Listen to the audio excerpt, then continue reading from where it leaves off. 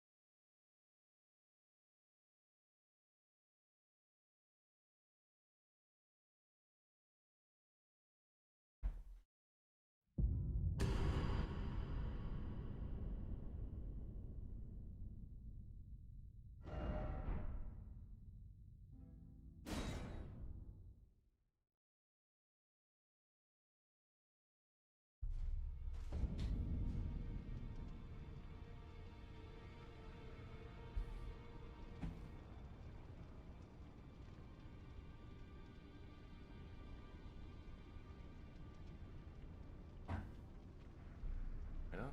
Oh.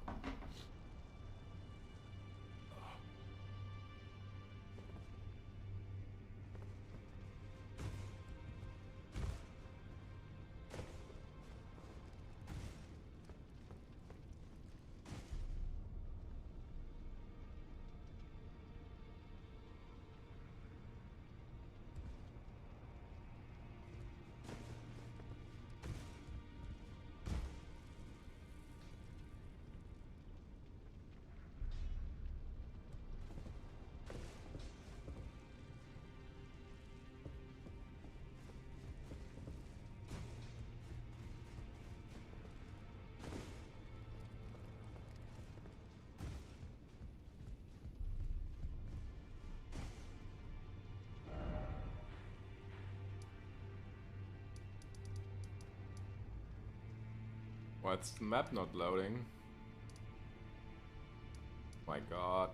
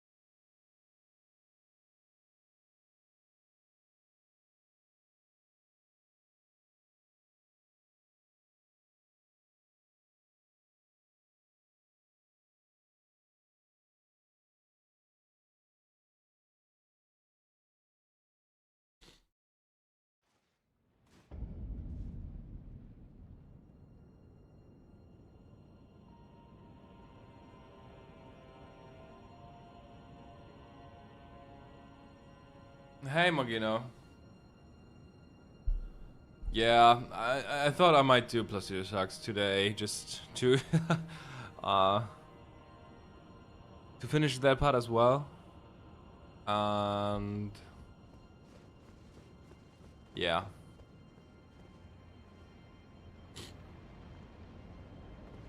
I thought maybe I'll just if some of you guys are there, I might go through some trailers, maybe just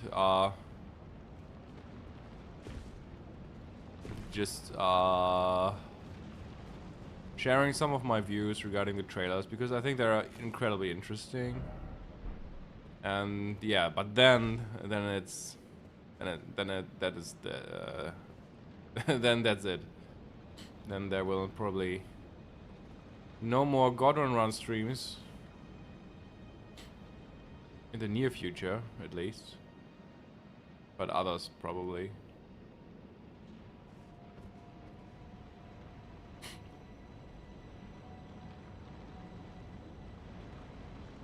Okay.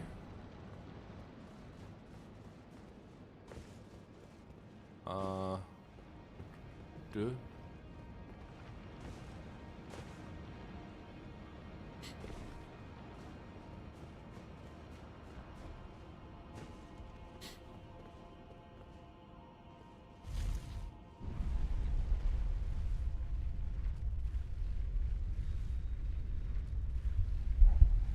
About trailers, yeah. I thought I might do that. So, because otherwise the stream would be really short today. Because I will only do Placido Sucks, but... yeah, I thought it might be a good idea to talk about some trailers. Game trailers, I mean.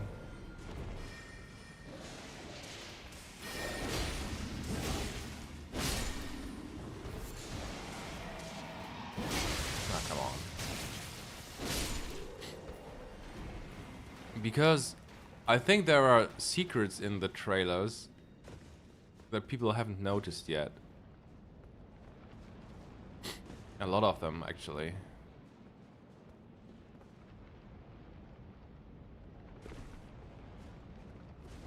Or at least I just get some interpretations regarding these trailers, and I might share them. Because these streams are only watched by you guys anyway, as my loyal viewers, and yeah. I'm at a point where I don't fear anyone else like hijacking some of my thoughts. I don't know, because it seems like it doesn't happen anyway, no matter what I do. I don't know why.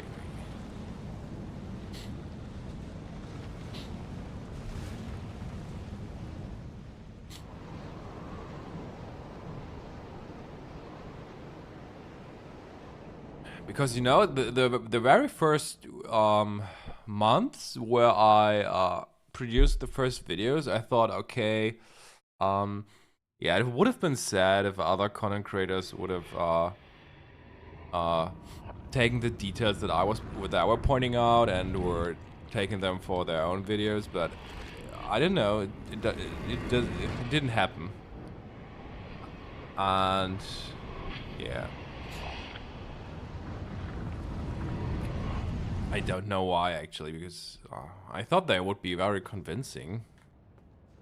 But now it seems like maybe, yeah, maybe they are associated with me. People are avoiding them, maybe, because of that. I don't know. I don't care. It's just yeah, an interesting experience that I don't have to fear anything like this, obviously. Apparently. Sup, man? Woo! We are yeah, we're doing the dragon thing now. Too much lightning. Whoa. I would have loved the mechanic that you can cut off the tail like in Dark Souls. Marika played a part in Bale. Was it Placido Sucks?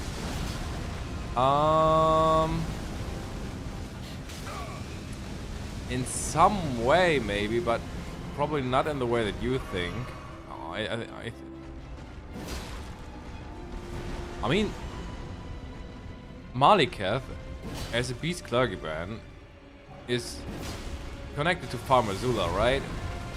And as a shadow of Marika, you would expect that Marika has also at least some kind of connection to Farmer Zula. Oh, wait. Oh, shit. No.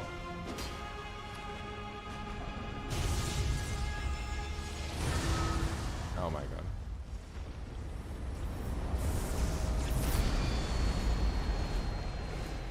Is it already? Yeah, okay.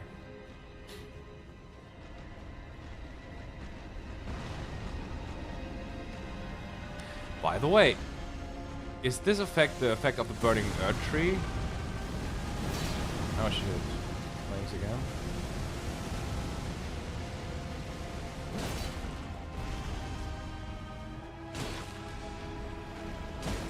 Oh, piercing attacks are viable.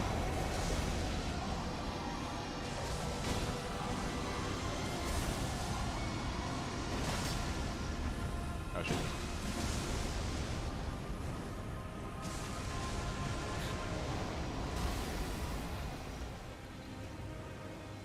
Here we go. Can I?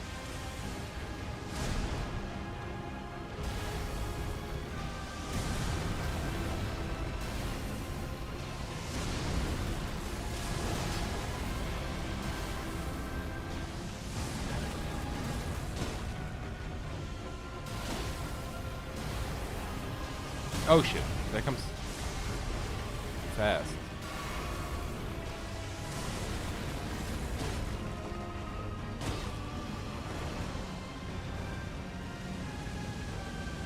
Oh, now comes the laser, probably. No. Bro.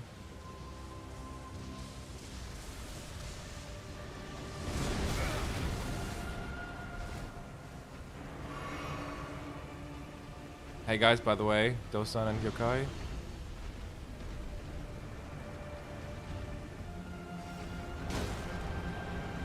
Why is he doing nothing? Oh shit.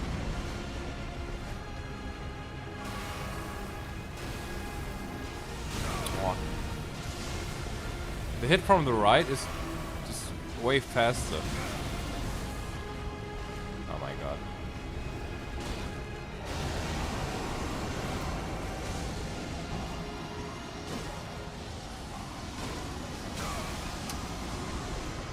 Not doing good.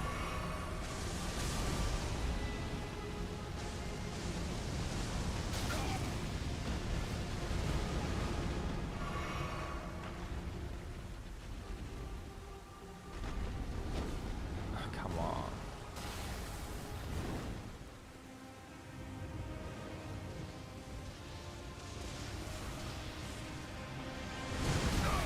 Shit.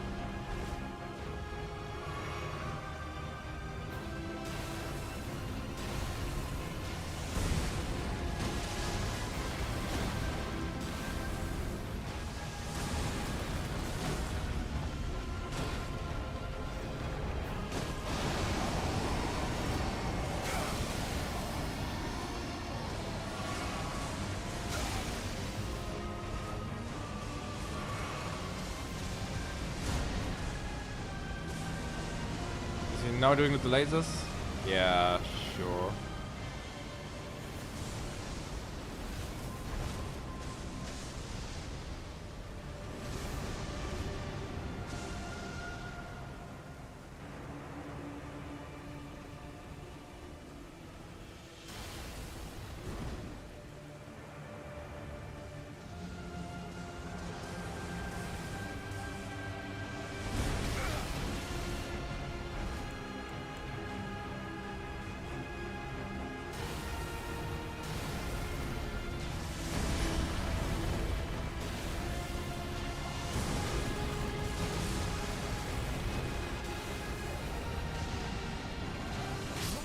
What?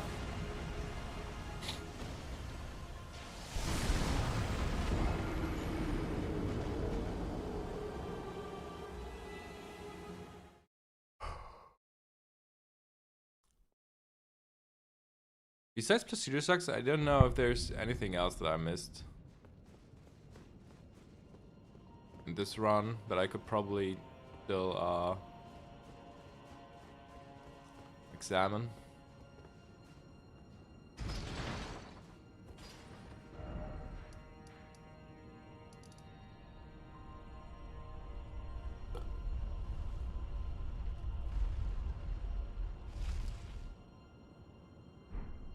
I think we did everything.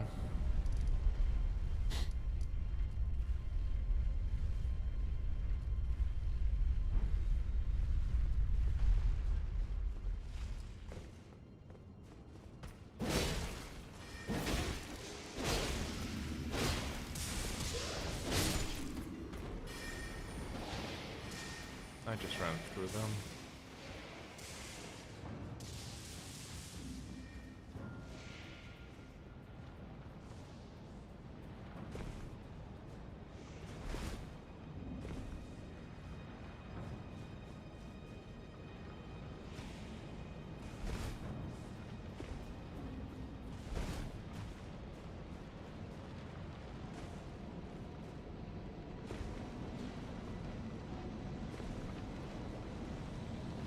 How are you guys doing?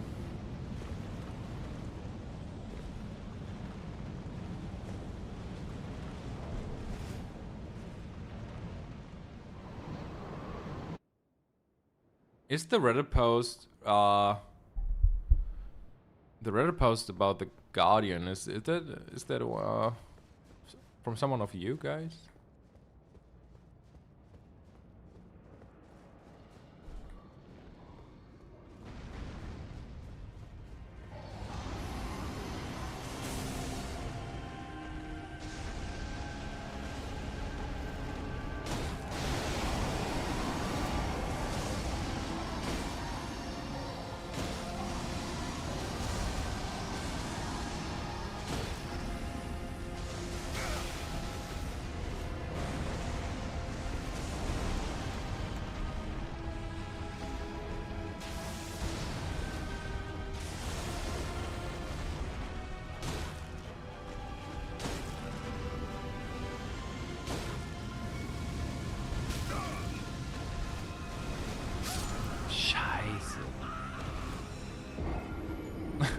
I just saw a Reddit post today that is which is about the Guardian of Night Rain, and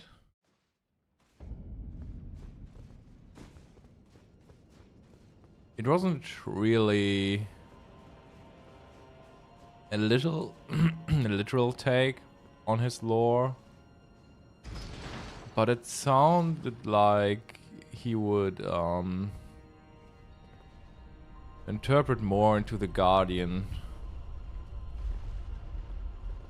than others would do. He just didn't mention it really, but I had the feeling, okay, he might have a similar take on the Guardian than we have here. So I was wondering if this is someone of you guys. And Margino, by the way, there was another Reddit post where someone, I don't know, I was thinking about it because I wasn't sure if it was about, if it was a post of you, because there was someone trying to connect the law of causality with creating the natural numbers with the empty set. I don't know. I thought, okay, is this guy maybe studying math? That's why I thought of you, Margino. I haven't got the idea that he's following, but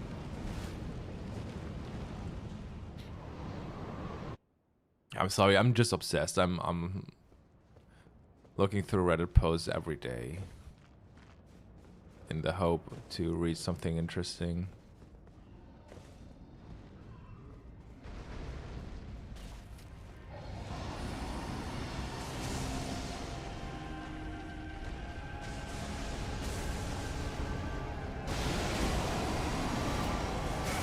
Oh my god.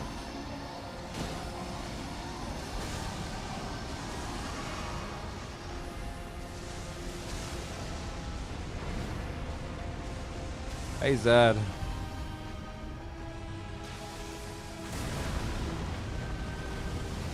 Oh, he's doing the fire thing.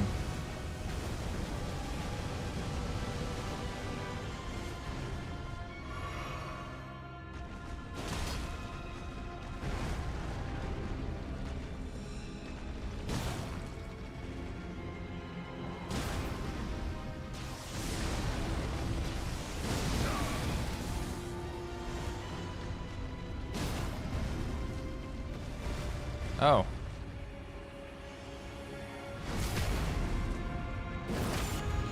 You never wrote on Reddit? Okay, that's good to know.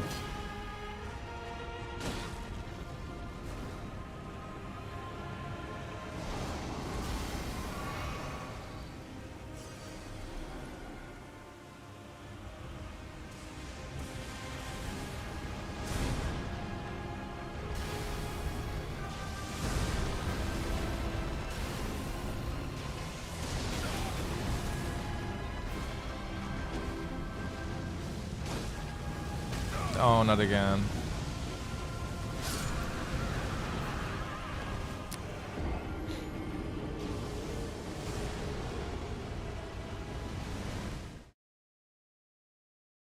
Let's go together. Literally send me down the rabbit hole of Mikola and running theories. I can understand this, yeah. I didn't get a lot obsessed about, yeah, but love because improvement was crazy. Yeah, it's I don't know. I don't understand the thought, actually.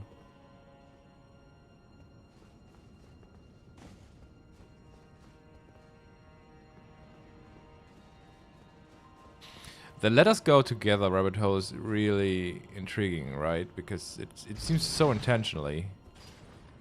The gesture and the wording. Because it's the exact same. My problem is just that there's a lot of confusing stuff going on, because for example, the Mikola that we see in the DLC, I don't take him as the actual Mikola, because I think the Shadowlands are more some kind of dream world mirroring events or so, you know. So, and at least for some part, Mikola is, in my opinion, mirroring the greater will.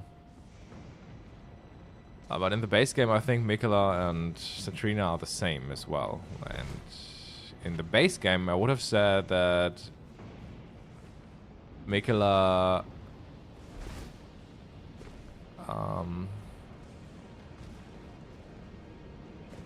became an apprentice of Marika as Centrina and shared similar views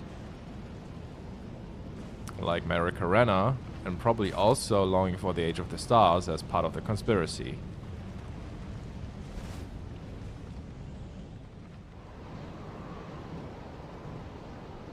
And yeah, then he's just ending up with Morg. So, I don't know. I think it could be, like in the DLC, that Mikola is just mirroring the greater will, and heart stolen means like soul stolen, etc., and being manipulated. But at the same time, the connection to Rani and the Age of the Stars feels more like, okay, in this case, it might be Mikola as Centrina and Marika Renna's apprentice, who was also longing for the Age of the Stars. And for us, and hoping for us to become his consort eternal. You know, his consort who is ushering in the Age of the Stars with them. That's what I thought, but it's incredibly confusing.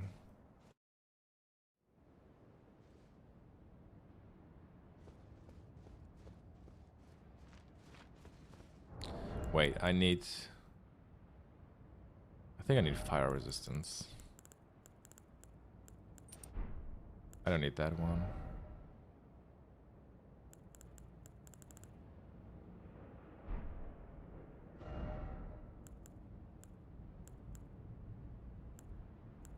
I mean, heart stolen is definitely just metaphorically the soul stolen.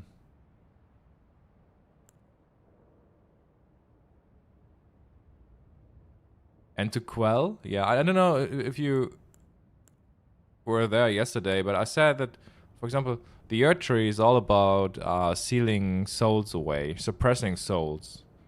And to quell souls is just the same thing, in my opinion.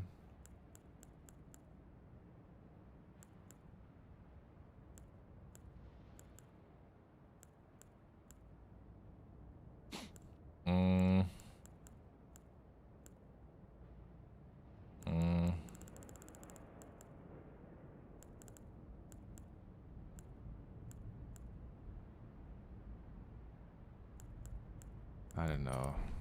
Let's go.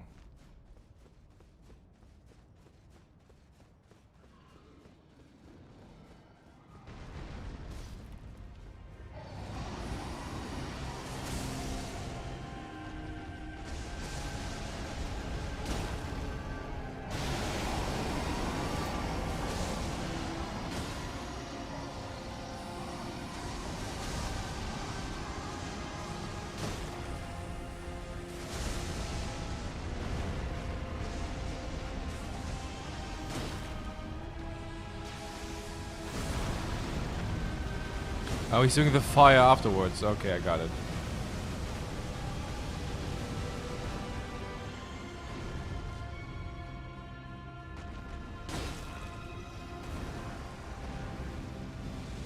Oh, shit.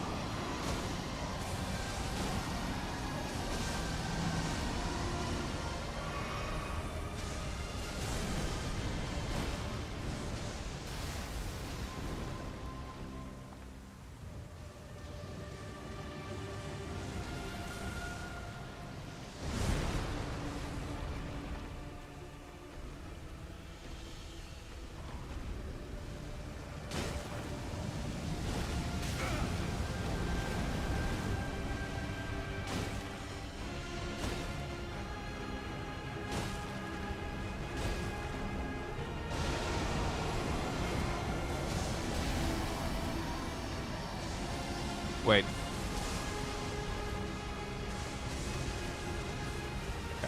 Where is he? Oh shit. Oh no, he's doing the laser.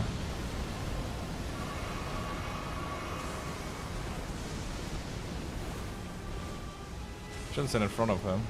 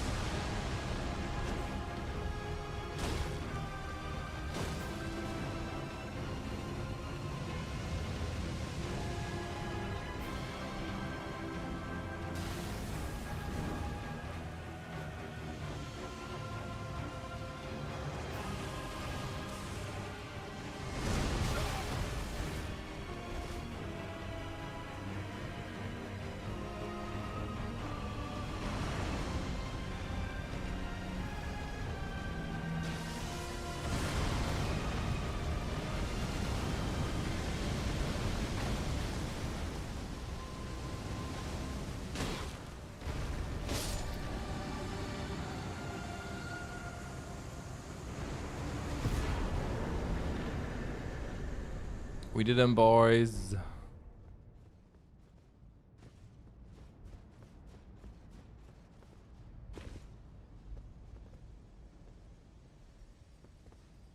Okay.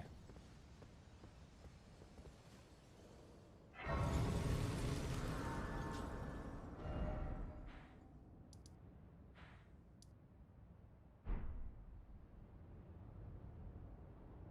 go.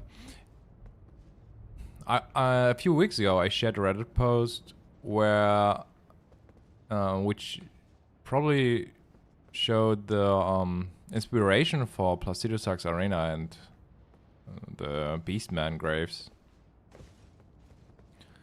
So, because the name Placidusax derives from the Latin words for silence or calmness.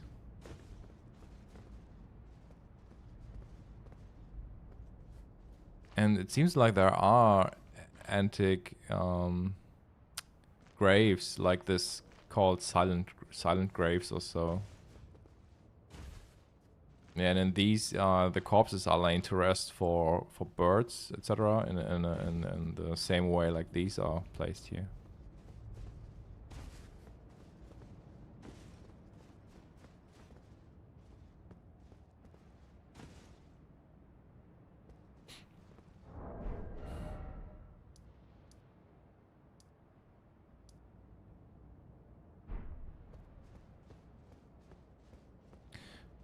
Okay, but now we're done.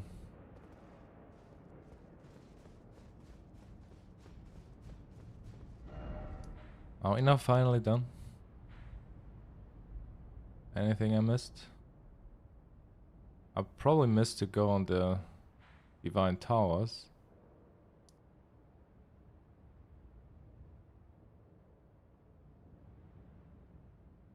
Okay, let me show you something. I probably already discussed this in one of my streams, but it's not interesting nonetheless. So you know that I think that the DLC is mirroring past events, right? And I think it's about past events on Farum Azula,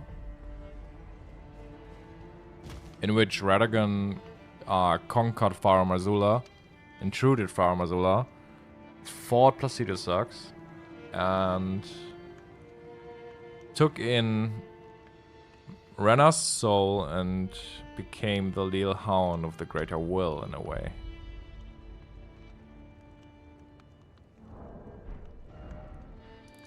That's what I'm absolutely convinced of.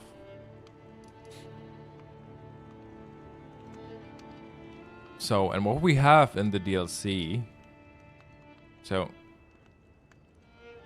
let's take a closer look. What we have in the DLC, there are...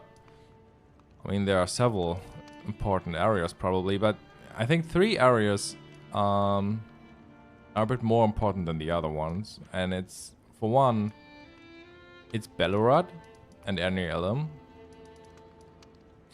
And it's no coincidence that they got scorpions as enemies in here.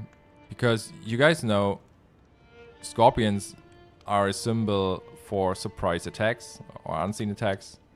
And it kind of fits the theme that it's a city that got intruded by Mesma, right? I think that's why they chose scorpions here as enemies, because it's just fitting the theme. An intrusion here from Mesma. Then we got the Shadow Keep with Mesma and the Crossed Tree. So what we also have the Shadow Keep here with the Crossed Tree, right? Another interesting thing. And the third thing is we got a huge red dragon here with Bale. So now keep this in mind. A city with scorpions that got intruded. The whole scorpion symbolism is tied to this. We got the huge crossed tree. And we got a red dragon. Memorized this? Didn't realize. And now look at these 3 shields. They seem incredibly unrelated, but we got the Scorpion Kite shield as a sign for surprise attacks. We got a crossed tree. And we have a shield that is depicting red wings.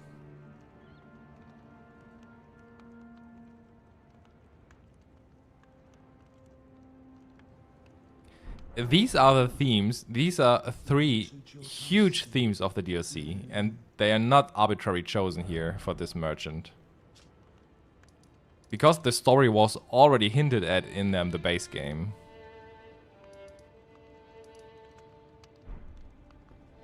There's so much more going on here, because we got 8 gravel stones. Gravel stone and also an Ancient Dragon Apostle Cookbook, tying them to the Ancient Dragons. The number 8 stands for the confrontation between Godfrey and Radagon. You might know this.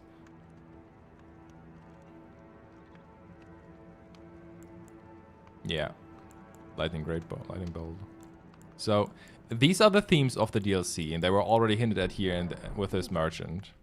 Nothing that suits your taste.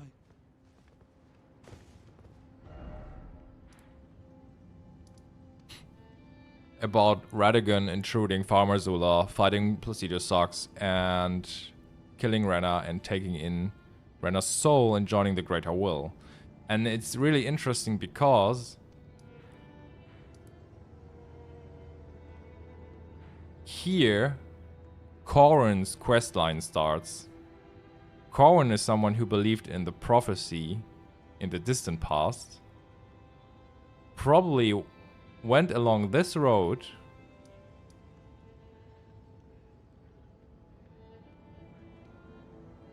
right along this road. You can imagine the way maybe that Corrin took. So Corrin starts here, believed in the prophecy, an old crossed tree here, a broken bridge, and Corrin ends up, after the broken bridge, Corrin ends up with Noble Gold Mask. It's some incredibly insane storytelling, because it tells actually not Corrin's story, but the parallel behind him, right? Corrin is a Radagon parallel who had a vision of fire, like Corrin did. Radagon fought in Farmer Zula, burned down the crossed tree, but ended up afterwards with a Greater Will in the same way like Corrin did, or Radahn did with Miquella. It's exactly it's in some way the same plot.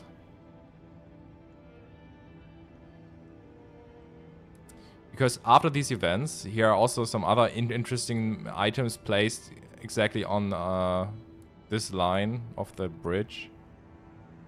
But Corrin is ending up with Gold Mask after these events, in this exact same way like Radahn, for example, ends up with Miquella.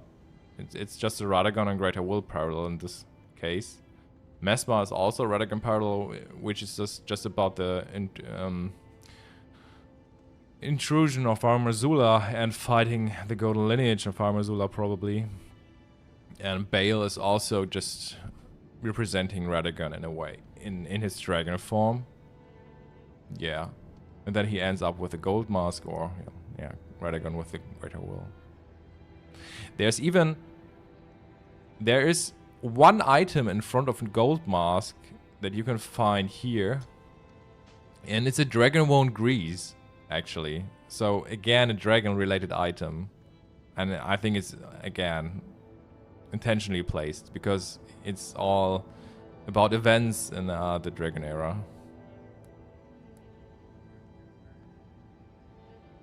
Yeah, and the story goes probably on here over this road. I don't know.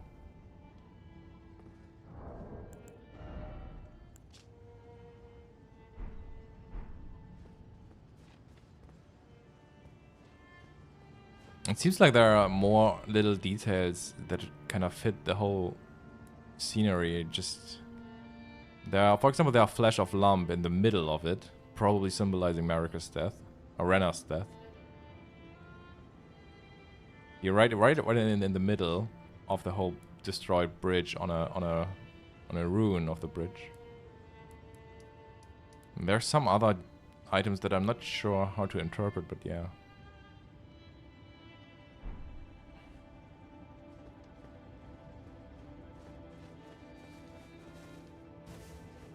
It might even be that Yura also is tied to this story in some way, because of this tent here. This is the tent that appears right next to Yura. And it's, I don't know, it's a combination of assets that appear like 9 times in the game. It's this tent, a campfire, and one item. And it's like in 9 spots it appears in the game. And Yura, in my opinion, Yura is also a Radagon parallel. What is known about Renna? Yeah, I mean, almost nothing. It's just, I think it's I just think that it's the maiden of Farmer Zula. I call her right now because I think it's her. Let us watch the story trailer again. One of them.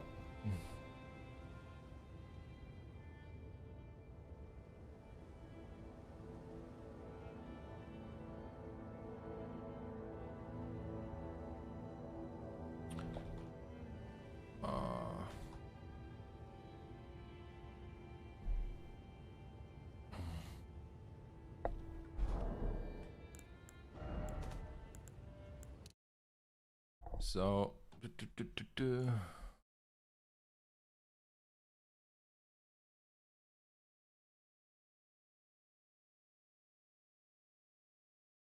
Peggy 16.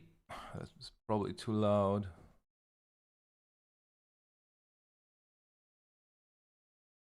Hey, special! I got a shout out. That's nice. I'll have to. Let's watch it in a second. Okay. Let's watch the story trailer again. I just want to share some of my views. If it's too loud or too quiet, just tell me.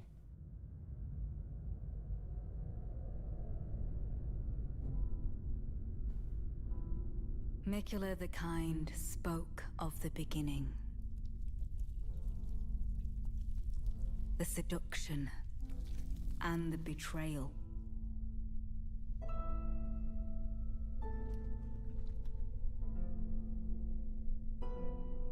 An affair from which gold arose.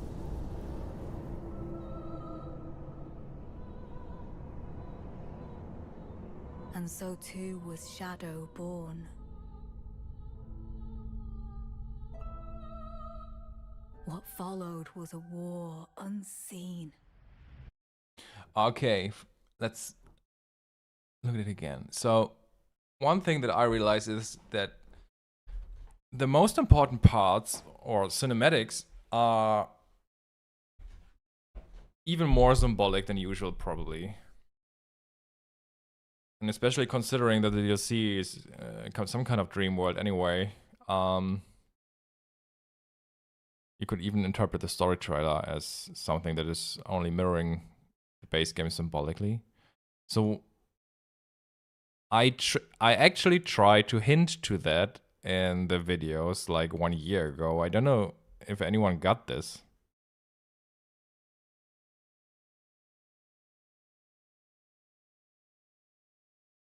What are your ideas here? Mikula the Kind spoke of the Because beginning. the community is discussing this still. The seduction What we see here, and actually. the betrayal.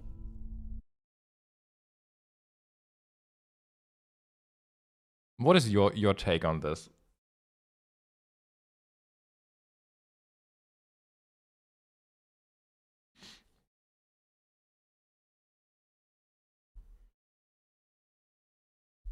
I mean, I think I talked so much about it. You guys might even already know what I think.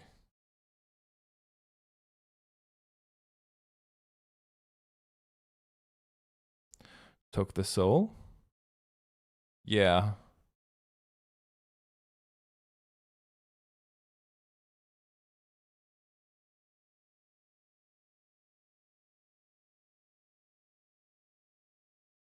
So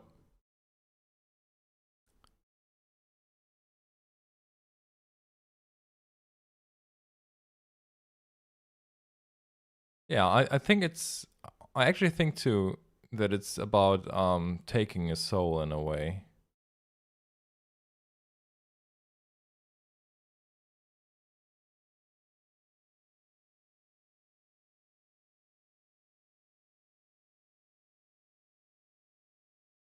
Yeah.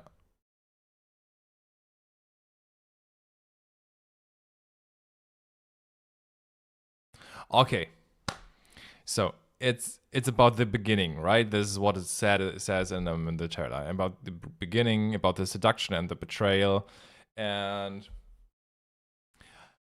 I think what we see here, and so many people were wondering, what is this thing that this hand pulls the blonde strings out of? And I think what we see here and what more or less was the beginning, is Renna's death. So the actual Marika's death. I think this one here is the maiden in Farum Azula. In a more symbolic way, because of course we are not in Farum Azula, but I think it's symbolically about the death of a young maiden, of a young blonde maiden. And I think this is Renna. And this one over here is Radagon in disguising himself in form of a woman. So shape-shifting dude, you know? So what's actually happening here is Renna's dead. Radagon is taking in her soul. I don't think it's this. It's the moment in which Radagon took in Renna's soul in Farum Azula. That is what I think happens here, and because this is where everything went downhill, you know.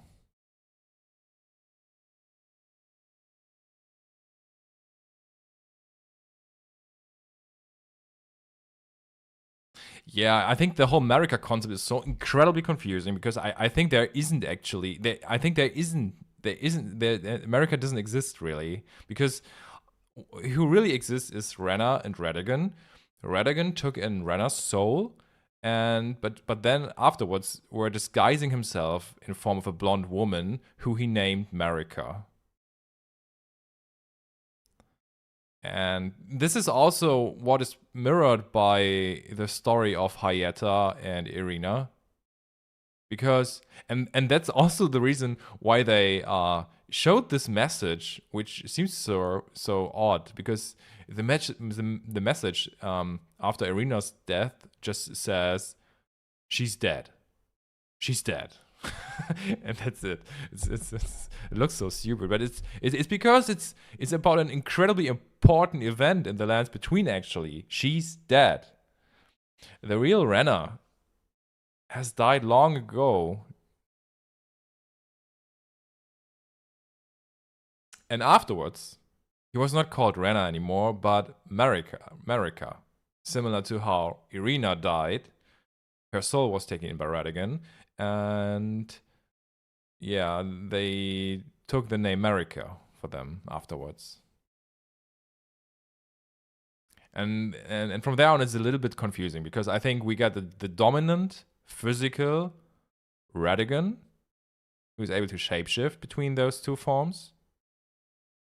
And the Renna's soul, which can't remember everything, is inside of him and is only used to gain him some strength through binding souls.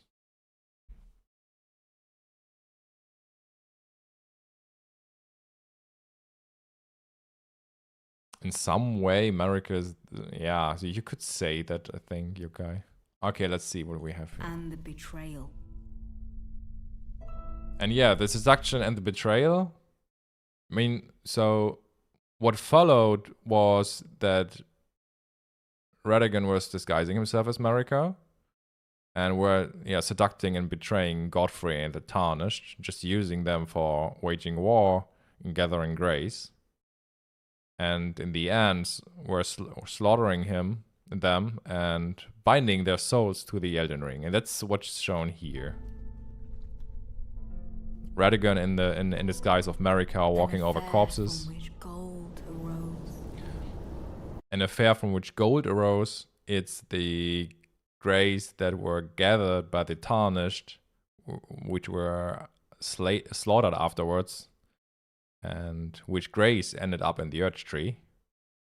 So that's what the from which gold arose is about. And the strings, so the thing is, the strings are leading to the corpses, right? And the whole suing theme and the strings theme that you sometimes even see in the trailers I, I'm absolutely convinced that behind this there lies a metaphor once again, and it's about binding souls. It's about so when it's about binding someone, it's about like suing, you know, like the strings. The strings are just symbolic for the for them being bound. So yeah, a pile of corpses and Radagon in disguise of America binding them, gathering their grace. So that's the affair from which gold arose, and the corpses are being bound to them. Yeah, it's similar to Revenant. So but the important thing is Radagon, and this is where our Renna's soul comes into play, because it seems like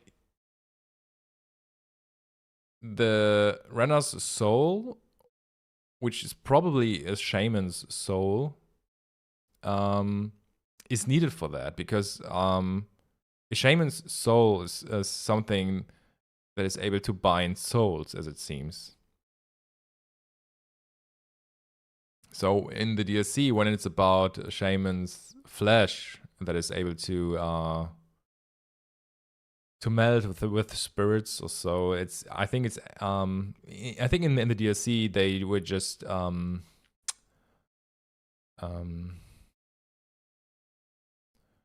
depicting it more physically, but I think it's actually more in the spiritual sense, where it's not about like grafting physically, but it's about binding souls, so on a spiritual plane.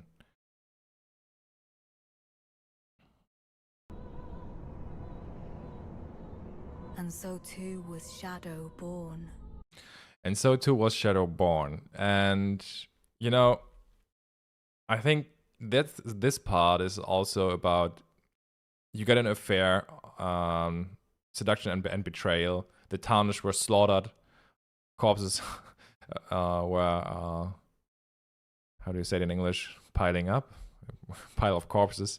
From which gold arose, from which the grace, ended up in the earth tree. Their souls being bound and suppressed, probably. And yeah, then this is something from which the Shadow were born. And I think, especially with the color purple in here, I think it's about the beginning of Renna's rebellion against the Greater Will. Because she actually realized what actually have happened. The circumstances in the Minor Earth Tree, for example, with the Echo. And once again, it's also part of Hayeta's questline, because it's also Hayeta who realizes what the grapes are and where they came from. And in the same way, it is Renna who realizes where the grapes actually came from that ended up in the Earth Tree. And from there on, she started her rebellion against the Greater Will.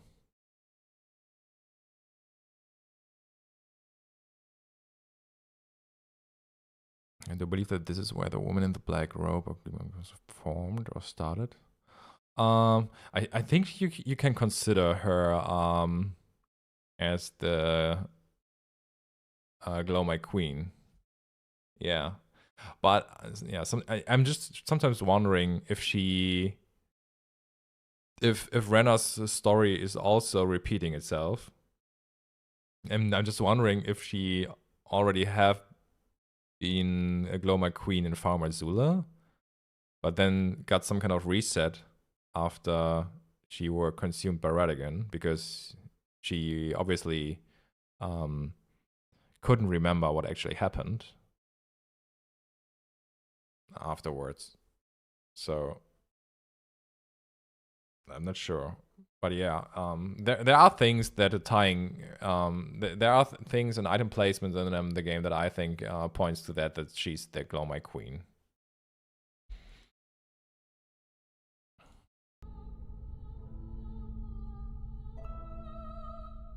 What followed was a war unseen.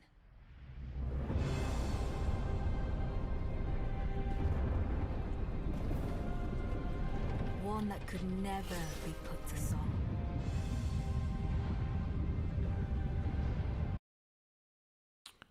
Then what does the have yet to become me mean in this case? Then if Radagon was the origin of America? I would say it's probably... So it could be two things. Because I think Radagon is trying to... I think Rena was in some way the god of Farmarzula, right? And I think Radagon is trying to achieve the same state that she had in Farmarzula. And it's about, but it's actually about the Elden Ring and the Elden Beast, who's gaining its full power again. It could also be about the identity, you know, because if Radagon is able to suppress Rena's soul inside of him, he's also able to take her identity in a way as Marika. So it's one of these two, I would say. It's either about identity, or it's about the state of godhood that she had in the past of Farmarzula, and that is Radagon striving for in the present.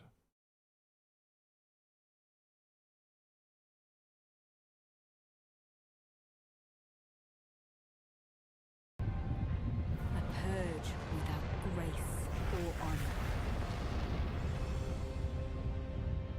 The tyranny of Messmer's flame.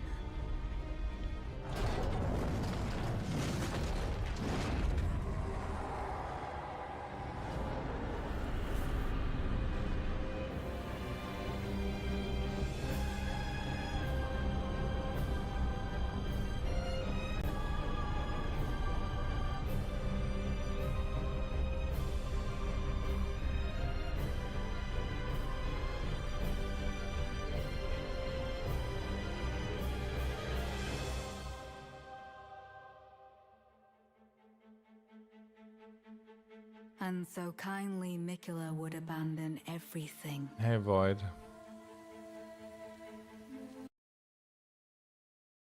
You know, and now it's about Miquella abandoning everything.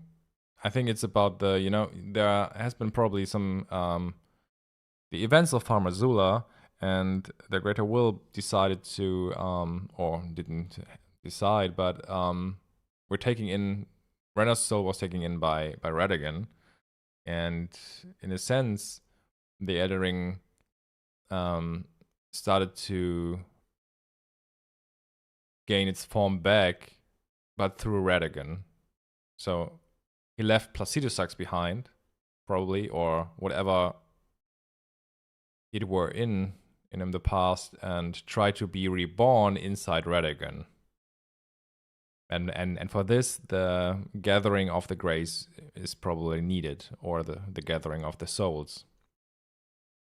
Because this is what Marika also, or Marika Rena also says right before the shattering: you're not a god yet.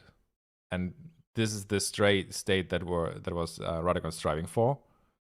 And the Elden Ring tries, or the Elden Beast try to be reborn in a way, and I think this is what is paralleled or mirrored here by Miquella, and I think Miquella represents the Greater Will Elden Ring in a way, and he abandoning everything is actually about the Elden Ring leaving behind Farmarzula and trying to be reborn through Radagon.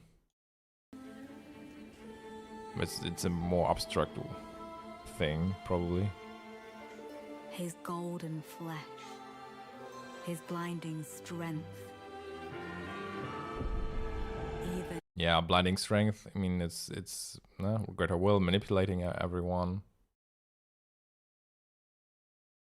his fate. Santrina being divested is like the part where Rena got divested after she discovered the truth about where the grace came from.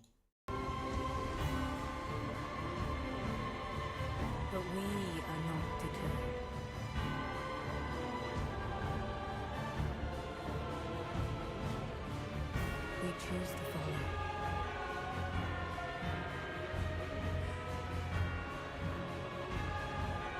Will you walk with us?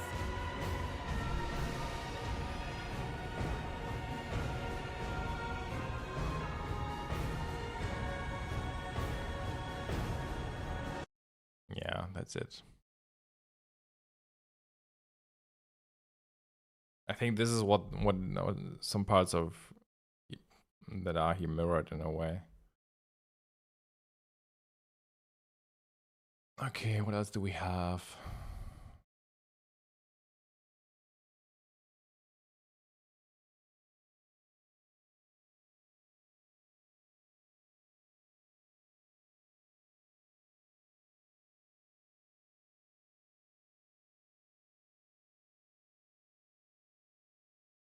Very biased, yeah. The way it's spoken sounds like the bannerman can't, not necessarily Mikula. Kind of Mikula would have been everything. Hmm.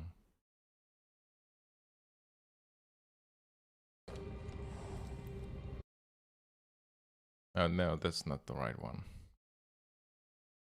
I don't know if you guys can remember what I said in the Let's Finally Crack Elden Ring video, but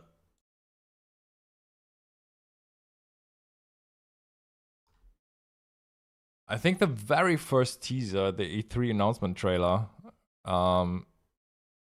was hinting at probably the most important concept of their storytelling.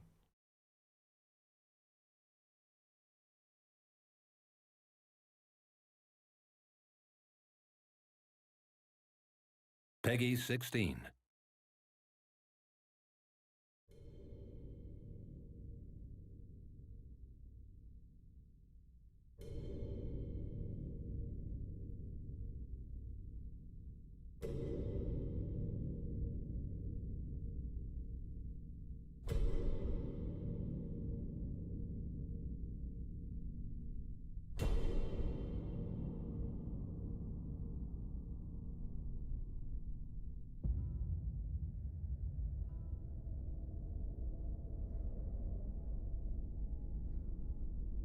I doubt you could even imagine it.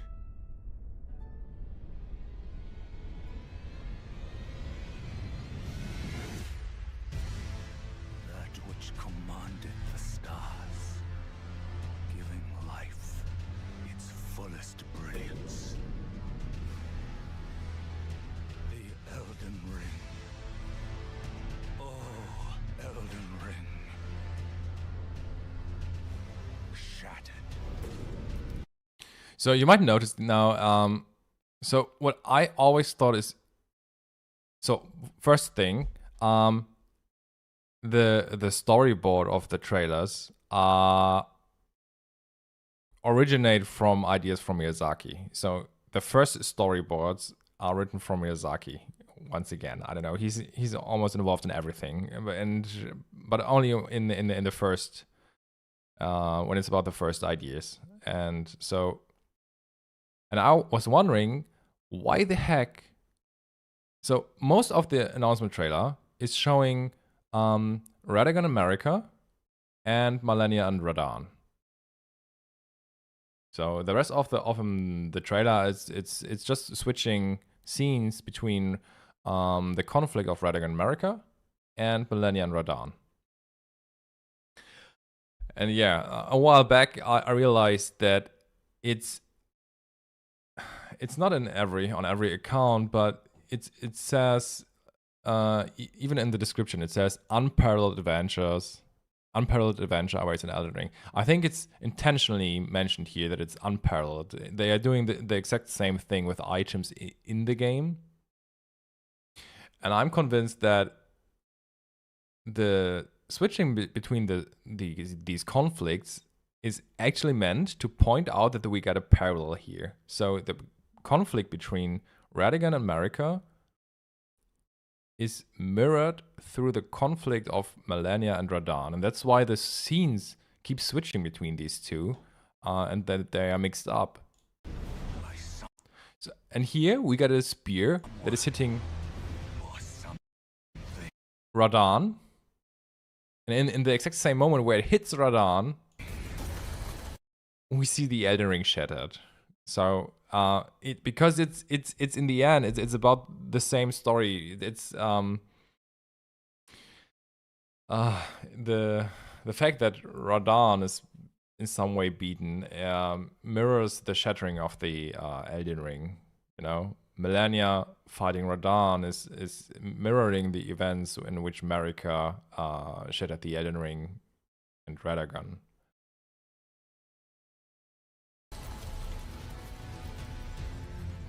Don't tell me you don't see it. Look up at the sky. It burns.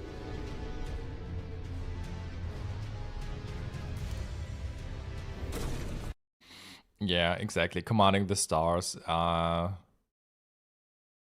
are a lot of Radahn as a whole. It's just a huge Radagon parallel. So when it's about, for example, Radahn conquering the stars, in the Radagon parallel, it is Radagon conquering the Elden Beast and Farm Azula.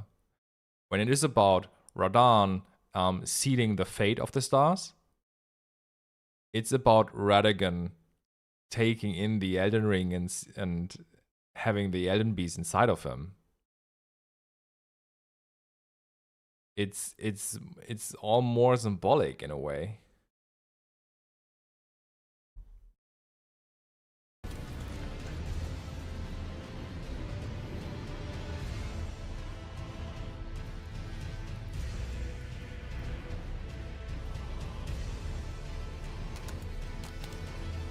Yeah, that's it. So, but one thing was always weird to me, and it's one of the first scenes because it stands out, and it's this one here. So the whole trailer is about Radahn, Melania, and Radagon Marika, right? But why the heck are they showing Godric? It doesn't fit in any way. I mean, yes, he's an interesting boss. Yes, he's good. It's probably a nice way to promote the game because he represents some stuff that is inside the game. But if you think about the trailer as a whole, it's incredibly weird that they're putting Godric here with a grafted arm inside it, because it doesn't fit everything else what's shown in the trailer. And I think, once again, it's about a comparison. So it's not literally about Godric, but it's about the following. I doubt you could even imagine it.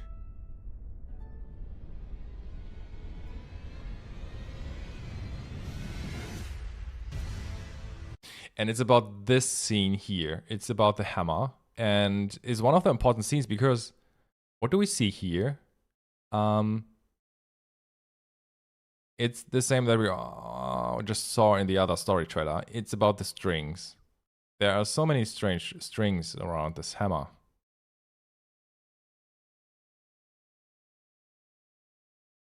And even in this trailer, you might have wondered, what the fuck are these strings? That which commanded.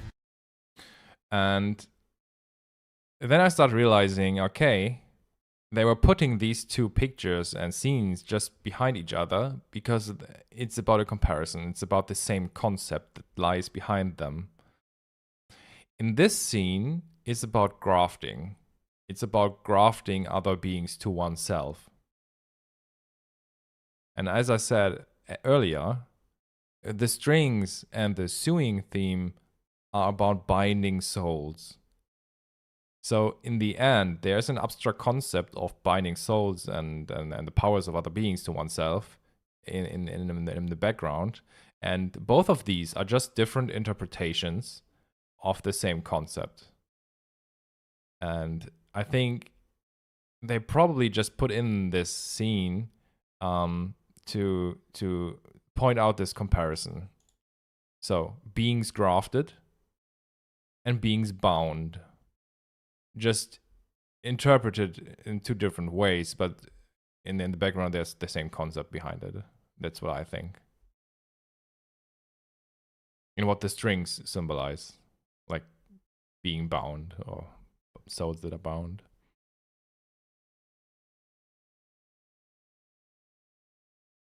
Yeah, but because otherwise I don't know, I couldn't understand what.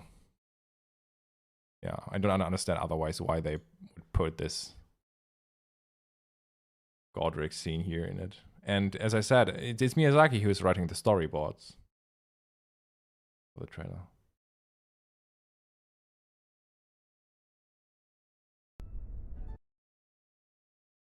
Okay, I got some more stuff. It's the launch trailer.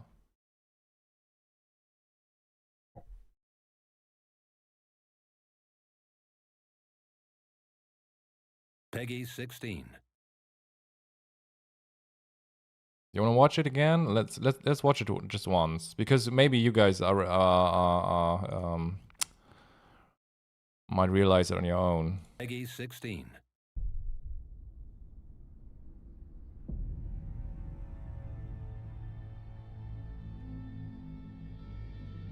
Yeah, the trailers are just too good. Yeah, I could have watched them all day too. Make of thyselves that which ye desire, be it a lord, be it a god.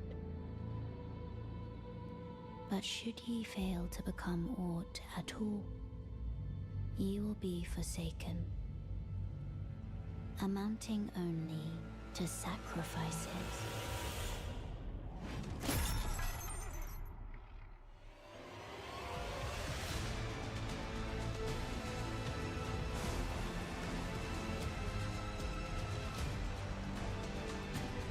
Thy kind are all of a piece.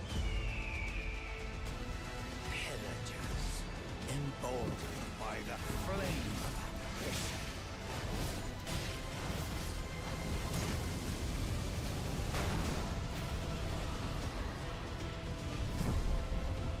Champions, welcome! A celebration of war! Aragon Festival!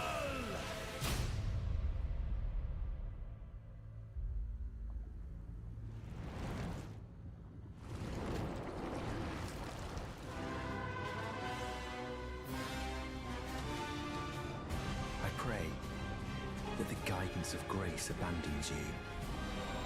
Why accept the burden of their grace, or be fooled by the dogmatic ramblings of the fingers? Rise with us against the Erd Tree.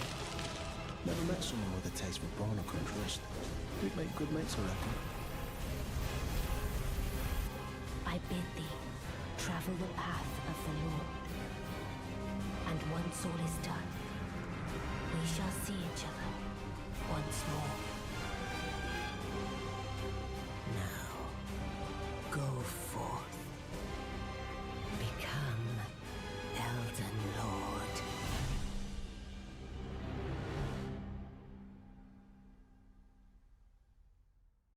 Okay, so yeah, Miyazaki's wrote the storyboards, right? And I think there's so much in this trailer.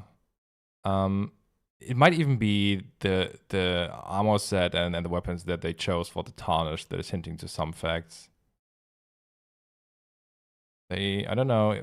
So for one, it's of course the Vagabond class that is shown in the beginning, and I think I said it before that there are some probably allusions to us with our connection to Godfrey, for example, be it the halberd with the function of an axe and a spear, the pattern on the crest, or the fact that we got the knight set with interesting other items at the merchant.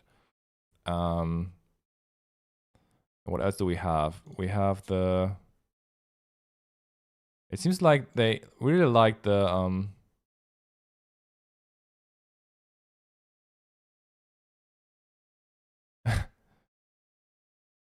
And I have to say, Miyazaki told said in an interview not only that he wrote the storyboards, so they just their original ideas for the trailer. I mean, the execution was done by others, but the ideas, and that's already enough, came from Miyazaki. And they said that they tried to implement information that you only might realize later on, after playing the game, or so when you come back to the trailers, that you might realize more than you have in the beginning. So yeah, for one, they really like the Bloody Wolf set,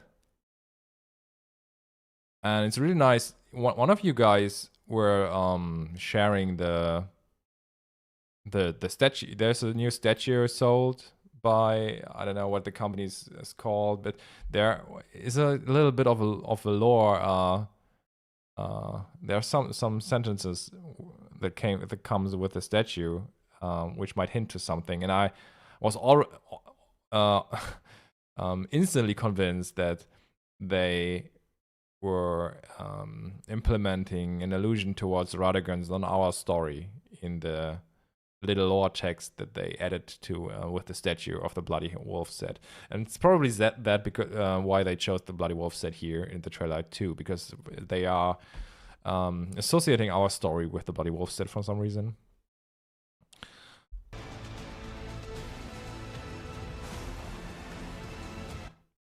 Okay, this is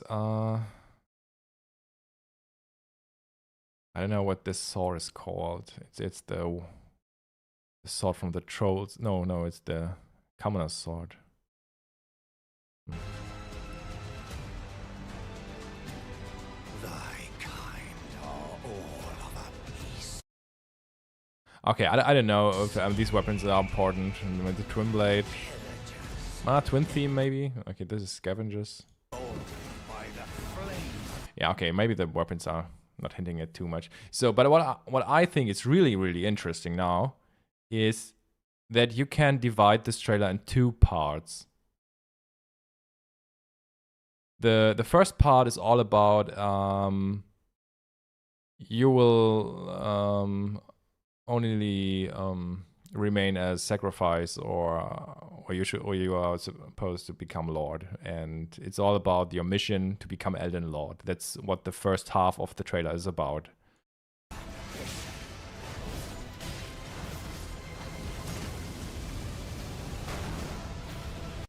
Yeah.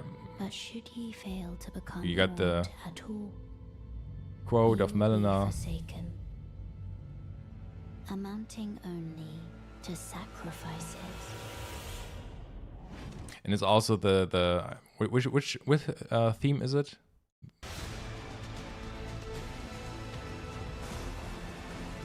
Yeah, it's the Radagon of the Golden Order theme. So it's about becoming Elden Lord, Radagon the Golden Order theme. That is what we have in the first half. And then it's absolutely mind blown. But it only makes sense if you're deep enough into this rabbit hole. Can you remember what I said about Godfrey and his story?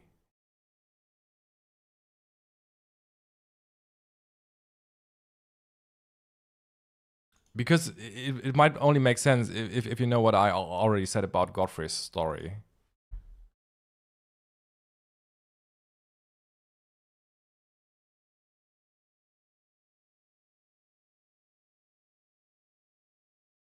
Because there are so many things hidden. So I said Godfrey were seduced and betrayed by Radagon, who was disguising himself as Marika. The Tarnished were slaughtered in Weeping Peninsula, and the sole survivor was Godfrey. His eggs was broken. He realized what actually happened, and as the sole survivor, he later teams up with Marika Renner, who also realized what happened and where the grace from the Earth Tree originates from. And yeah, from there on, they started to conspire against Radagon. So for one, the champion song painting a lot of people think it's about Rykard because it's depicting the Volcano Manor, but I think it's a red herring, and it's actually about Godfrey. There are some details that I will maybe point out in a future video, but the main point here is that it's also depicting the sainted hero's grave, which is themed around Godfrey, and it's also clearly visible in this picture, in this painting. So the champion, as the champion of the Earth Tree that fell for blasphemy, is actually, in my opinion, Godfrey, who is meant here. The one who fought for the Earth Tree, but later conspired against Radagon. And the story goes on and on and on, and they even conspire together with Rykard, Ranni, and Godwyn, and etc., etc.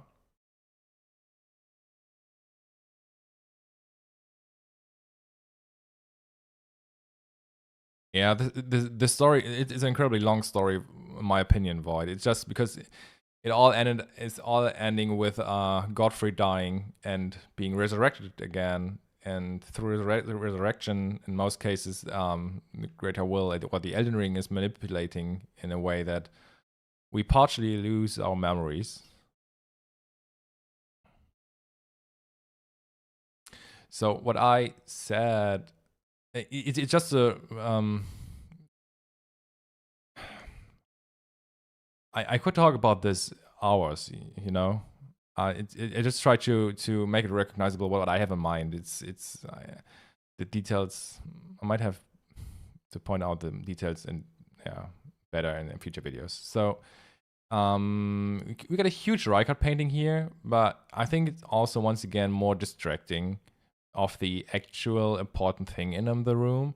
And it's I said once before, I think it's this painting. It's the masked figure. And they are incredibly focusing on this painting. When you come into this room, you are led towards this picture of the masked figure, and it's about this guy, actually. And this one is just more distracting. And I said, for specific reasons, for one, he got the claymore. And the claymore is used as a reference to Godfrey. It is also the reason why it got the lion's claw as a default skill. And they are using it as a reference in Castle Morn as well. And the item that you find on this corpse is it's a specific Ash of War. It's this one. It's this is the Ash of War that you find on this corpse. It's the Royal Knight's Resolve, and it's speaking of skill of the knights who once served the Elden Lord. So it's a skill that speaks of knights who serve the Elden Lord, and this one is clearly stretching its hand towards this figure. And I'm absolutely convinced that this figure is representing Godfrey, masked in a way and being part of the conspiracy. There are other things that might point to that. It's also Bernal as a Godfrey parallel that is masked in Volcano Manor. There's also a skill that he is selling, which is about suppressing the presence, also hiding in a way. So Godfrey, I think this is Godfrey here in this painting, being part of the conspiracy. And now I want you to listen carefully, because this is also hinted at in the launch trailer, in my opinion. And as I said, now we come back to the launch trailer, and the first half is about it's about pro Golden Order. It's about becoming Elden Lord. It's about Radagon's Golden Order theme that is running in the background, right? It's Radagon's theme.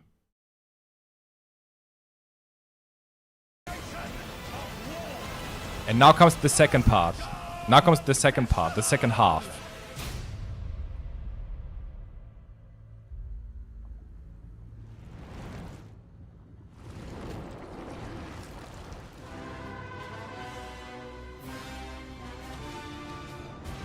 pray that the guidance of grace abandons you. Why accept the burden of their grace, or be fooled by the dogmatic ramblings of the fingers? Rise with us against the Erd tree. Never met someone with a taste for brawn I could trust. We'd make good mates, I reckon. I bid thee travel the path of the Lord. And once all is done, we shall see each other once more. Yeah, so in the very end, there's once again shown the two fingers. But so the theme of the second half here is all about opposing the Erd tree. And it's all about opposing the Erd tree and the greater will. You got a comment from Korn, which is about that he hopes that grace abandons us. You got the quotes of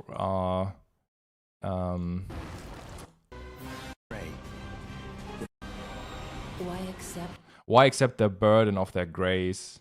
You got the comments of or be fooled by the dogmatic ramblings of the fingers.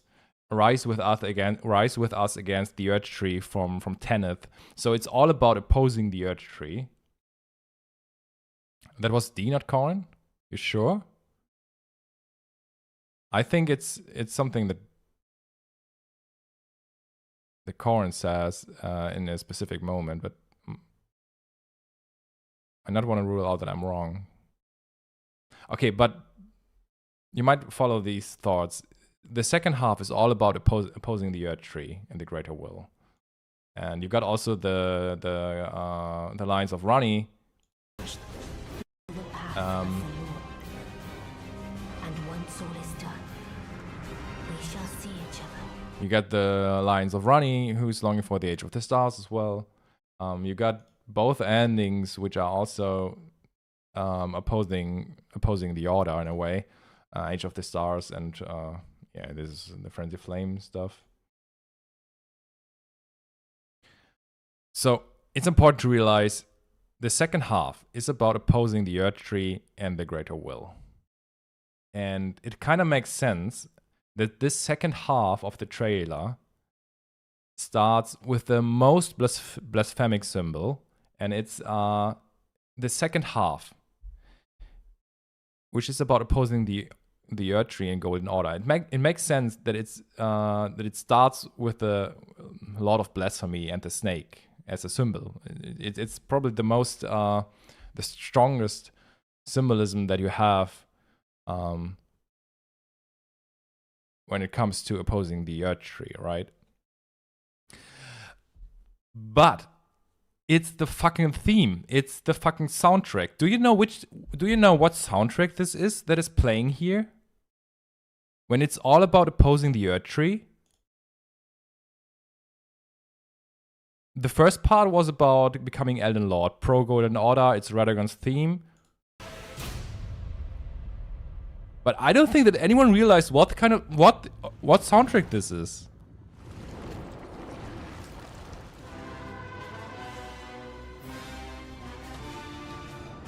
I pray that the guidance of grace abandons you. Why accept the burden of their grace, or be fooled by the dogmatic ramblings of the fingers? Rise with us against the Erd tree. Never met someone with a taste for brawn I could trust. We'd make good mates, I reckon. I bid thee travel the Yeah, path, it is Godfrey's theme. and once all is done, Or Horalu's theme. I think it's both the same. It's once more. Go forth. Become Elden Lord. So you get the same red herring here. When the second half starts, which is about opposing the Erd tree, and I mean the most blasphemic symbol is shown here with Rykard and the serpent, but in the background, it's about Godfrey being part of the conspiracy who is opposing the Erd tree, and that's why they chose Godfrey's theme. It's the same stuff that we have here. It's not just it's. I mean, Rykard, yeah, is symbolic for the for opposing the Erdtree, but in the background, it was Godfrey being part of the conspiracy.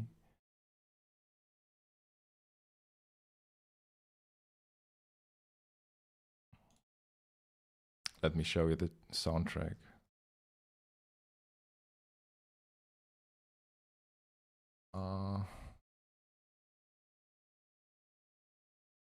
And it's just so interesting to see that they might have hinted at this just with the music in the trailer.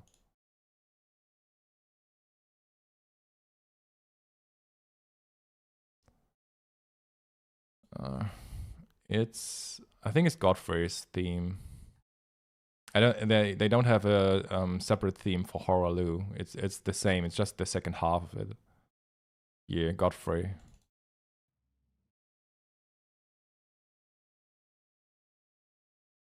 Why the fuck can't I? Am I offline?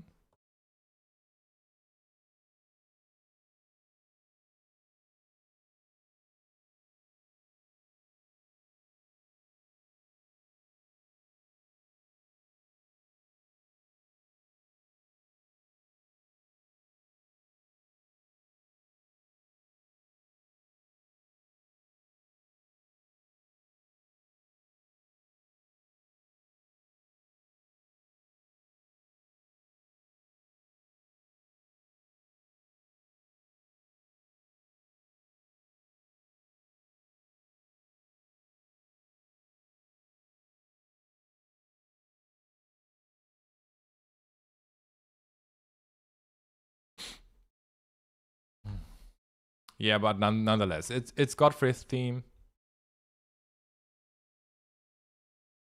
Here we go.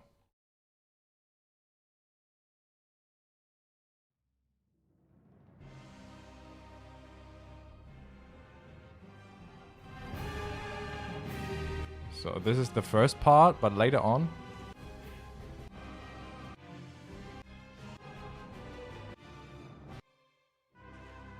This is the part of Godfrey's theme that is shown in, that is used in the trailer.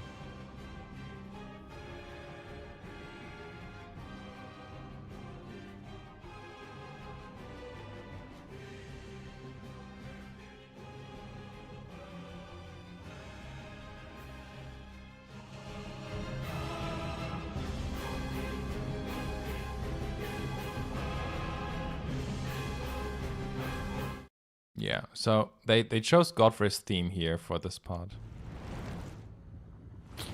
I think it's just incredibly intriguing. I pray. And they even put in Big Bogart with a prawn quote.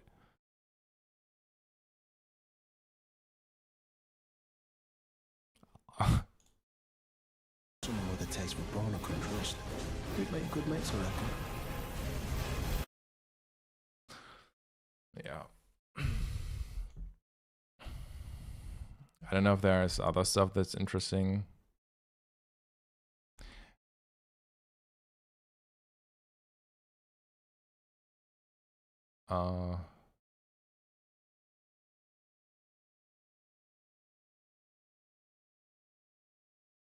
Latella was also shown. Yeah. There's also something interesting that I couldn't make sense of really, but I'm suspecting something in the official launch trailer of the Shadow of the Erdtree.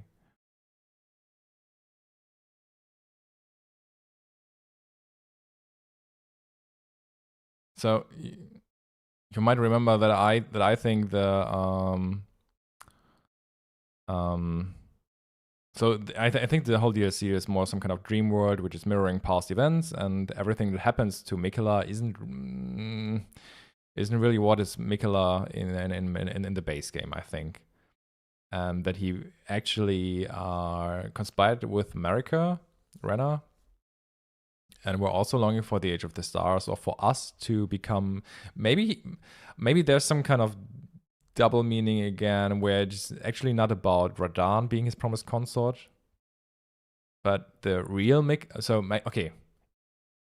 In the DLC, I think it's about the parallel between Miquella and Greater Will, and Radahn and Radagon. But I think when it comes to the base game, I think he was actually hoping for Godwyn's resurrection, who was supposed to to defeat Radagon.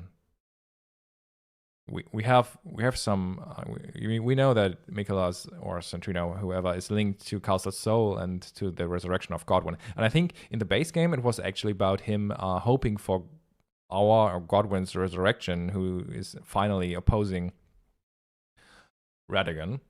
And there's also something interesting in the very end, because when it comes to his promised consort, we got here this launch trailer is all about Mesmer and Bale. Both of their themes are being used here, but it's about the last few seconds.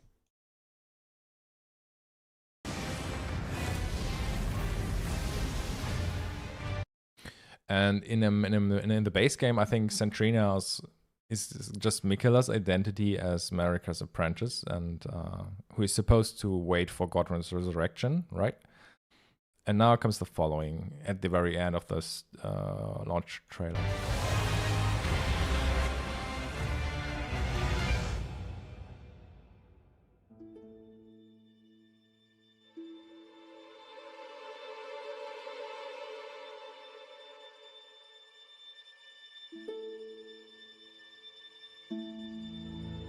Promise me you'll be my consort. I just think it's interesting that they chose both of these scenes directly one after another, because there are two scenes, both of these scenes where we are shown, or the protagonist is shown, and Miquella is shown, and they are both connected because the same soundtrack is used for both of these scenes, and only for both scenes. In the rest of the trailer, there's the Mesmer's theme, I think, and Bale's theme. But in the very end, there are two scenes, and it's us and Miquella's memory, and they are connected through Centrina's theme. It is Centrina's theme that is used here.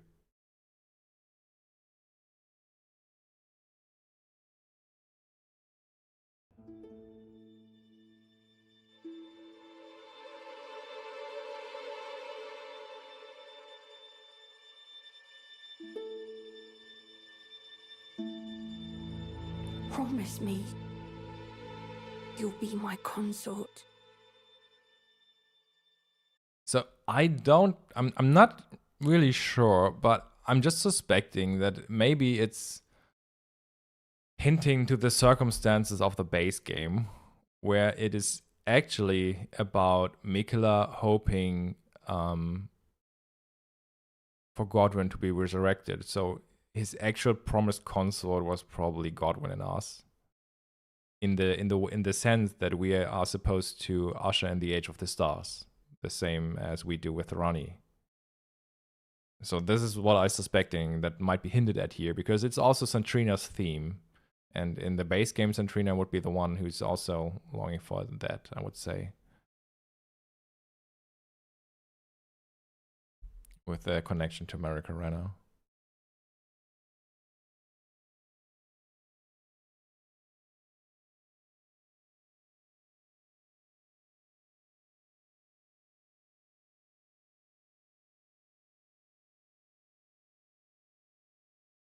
Yeah, there's not really much other stuff that I have in mind right now when it comes to trailers. Do we have any other trailer?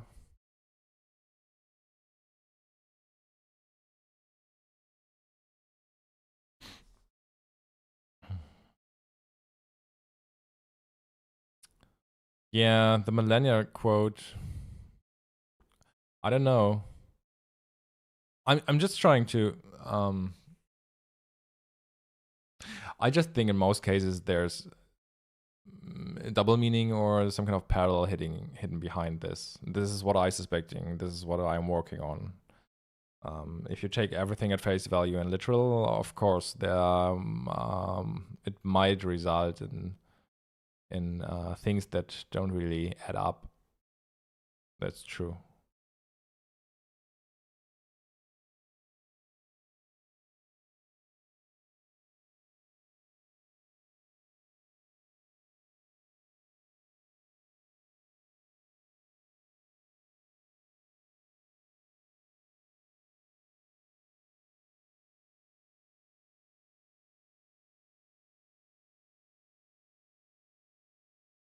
Any other stuff here?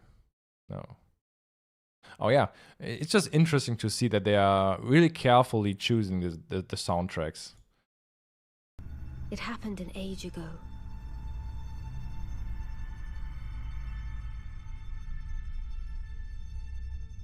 But when I recall, I see it true. For example, here now in the story trailer for Elden Ring, when it's all about the Knight of the Black Knives, it's the soundtrack of the Eternal Cities. I mean, it's nothing new, but it's just interesting to see that the soundtracks are have been chosen carefully, or at least incredibly fitting. This is the soundtrack of the Eternal Cities, which I think is really nice.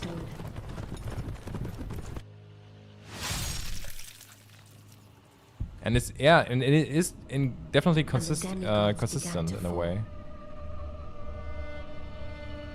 Starting with Godwyn the Golden.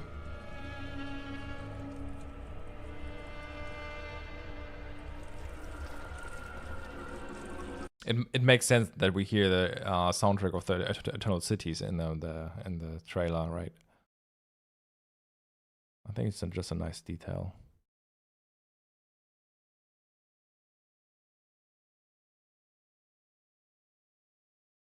And I think here it changes to Millennia's theme.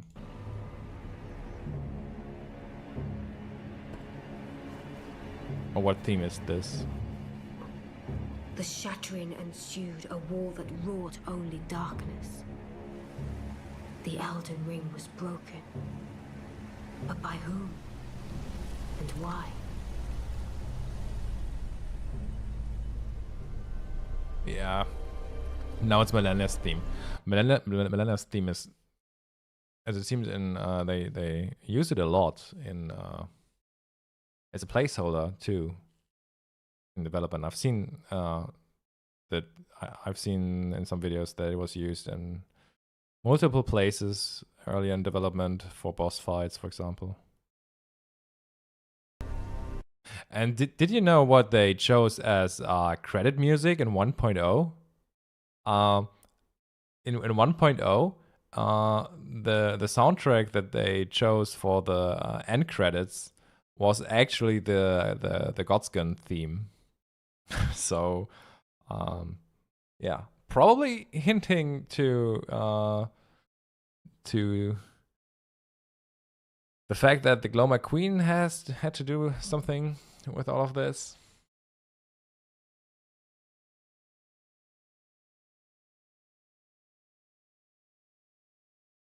But that would have been probably way too obvious, I think. But it's interesting that they chose the Godwyn's theme for the end credits in 1.0.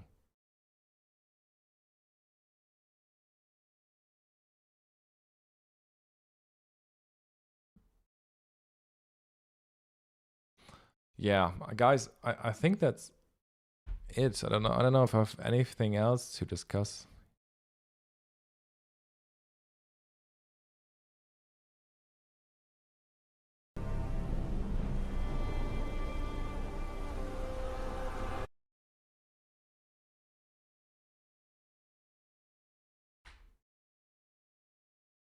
I'm not there next week. I'm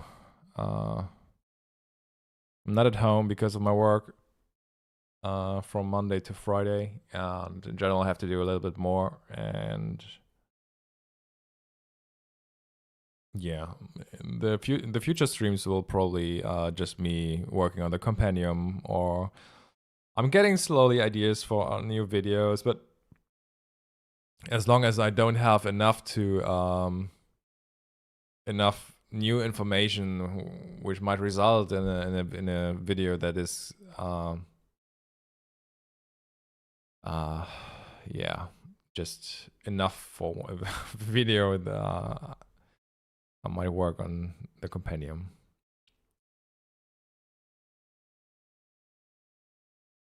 Now, I don't mean that the Godskin theme is obvious. I just think that if they have chosen the Godskin theme for the end credits, it would have made you wonder a lot why they chose this.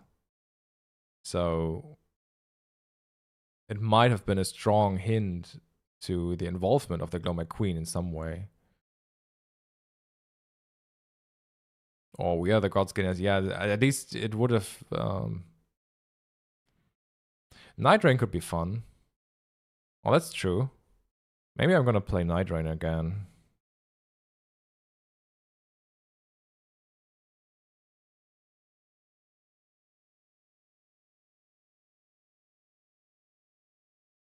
Another Godwyn Run once Tarnished Edition comes out? Maybe, I don't know. It's just, such a run just takes incredibly long, and I think it's more productive if I'm working on information in general, you know?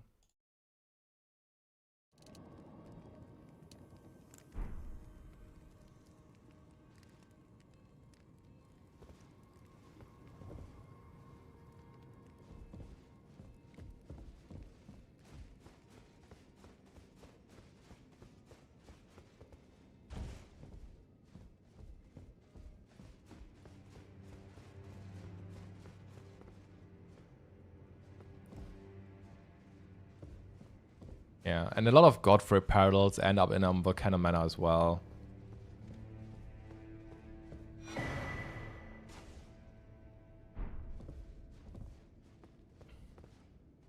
Did you know that Bernal is leaving behind his Zweihänder here? I didn't know that like a month ago, I think. There are always some... And you can even interact with the Zweihänder. Sort of Bernal. You can learn the skills from the Zweihänder.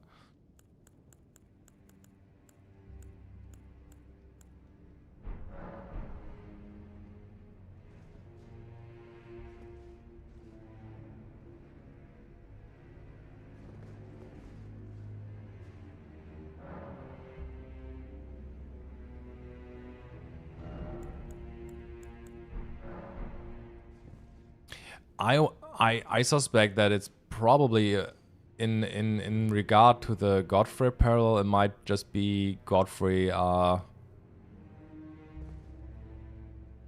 leaving behind some of his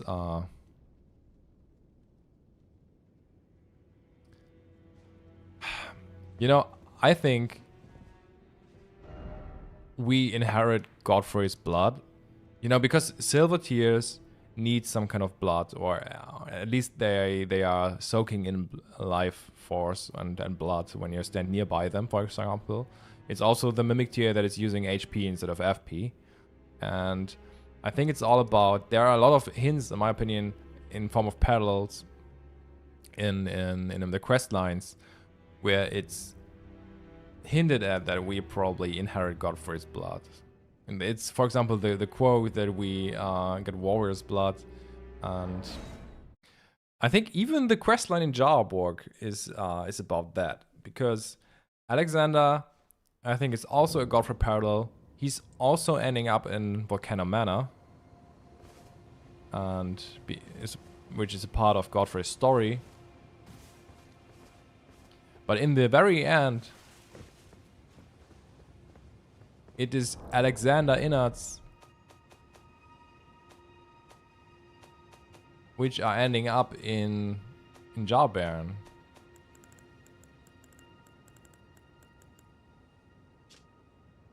So It is Alexander's innards, so Godfrey's blood in a way, which is ending up in this little cause. Oh, hello again, cuz. I'm happy you came back. I have good tidings for you, cuz. Have you noticed the rare flowers growing? I asked the villagers if you could pick some of them, and they said you'd be very welcome. Go on, cuz. Who knows?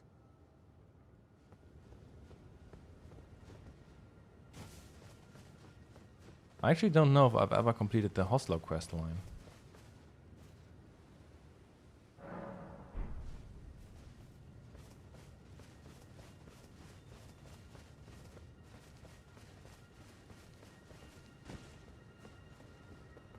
Say, cuz, have you met Uncle Alexander?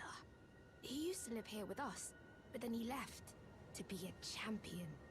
I asked to go with him, but he said, the path of champions must be trod alone. So heroic, right? I miss him, though. If you see him, you should ask him to teach you how to fight, cuz. He's big and tough and strong.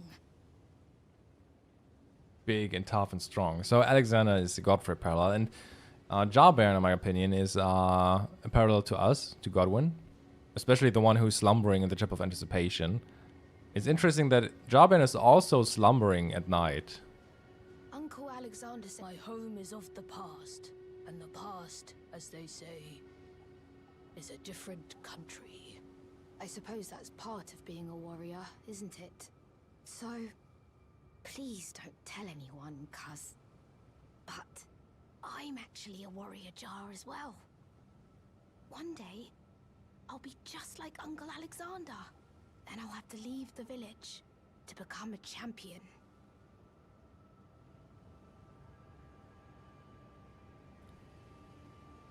Is it safe to assume that Godwyn, in terms of combat prowess, was a lightning user? Godwyn the Golden? Definitely, yeah. Uncle Alexander won't come back here again. My home is off. I suppose that. Uncle. Do I have to reload?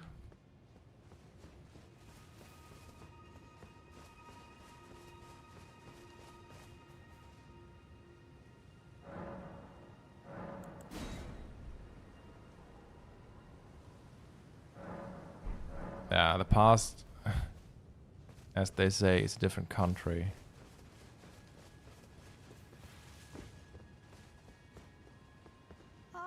Do you know what a poacher is, cuz? They hunt us, smash us, and then take us away. This village is kept secret, so I think we're safe here.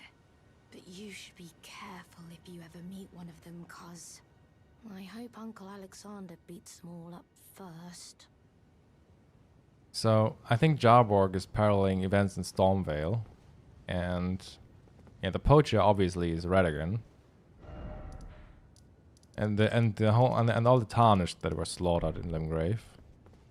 Those awful poachers. And Dialos is also a Godfrey parallel. They are all Godfrey parallels.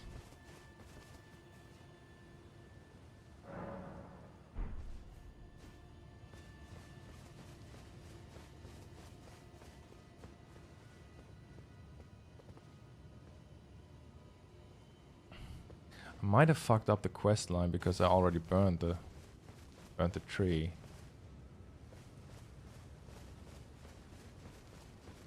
Well, Oh, no. aren't you full of beans? No wonder you're covered in muck. So Dialos caring for the jars, in my opinion, is about Godfrey caring for Godwyn and My Stormvale. friend, I have to say you caught me at a rather low point. But as you see, I've put all that behind me. Left the Volcano Manor, forging my own path now, making my own choices. Even a fool like me can look after some simple jars. Do you pity me? Well, don't. I feel like for the first time in my life, I'm on the straight and narrow. So Godfrey tarnished, banished, tarnished, slaughtered. Godfrey sole survivor, conspiring with Maricarena. Night of the Black Knives happens. Godfrey slumbering in the Chapel of Anticipation. Maricarena dies, returns to Radagon. Godfrey and Melina are still alive. Organizing the siege on Lane Dell. They were not victorious. And Melina is burning herself in between. And then Godfrey is ending up alone in Stormvale, protecting Godwyn and the Chapel of Anticipation. This is more or less his story. A fool I may be. Do you pity me?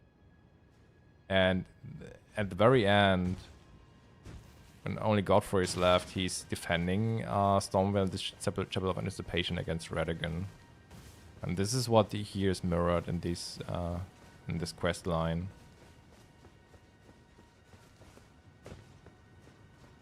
Oh, have you heard? I think he said his name was Dialos. He seems a little down in the dumps, but his hands, as smooth as silk.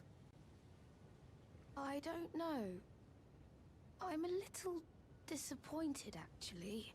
Even though good Sir Dialos has a wonderful suit of armor, he says he isn't a warrior.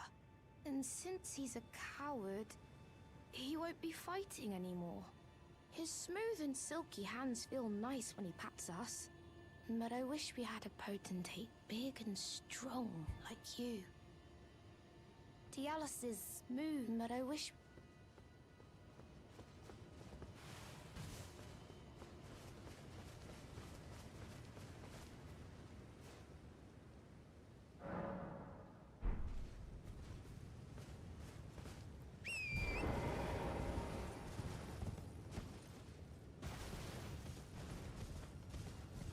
How much dialogue do I have to exhaust? A fool I may be. Do you pity me? A fool I... Do you pity me?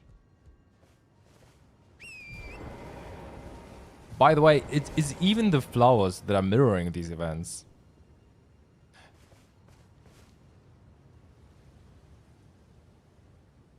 I don't think Radagon won this battle in Stormvale, actually.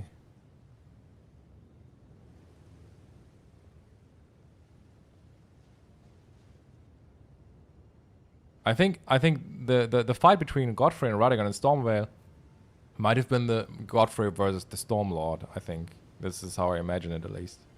And it's really interesting. You even got the whole conspiracy and the opposing forces here mirrored. On the left here, for example, on the left side of the fences, you got tarnished gold sunflowers and grave violets. It's about the tarnished Godfrey and Maricarena as the woman in the Black Hood, depicted in the catacombs.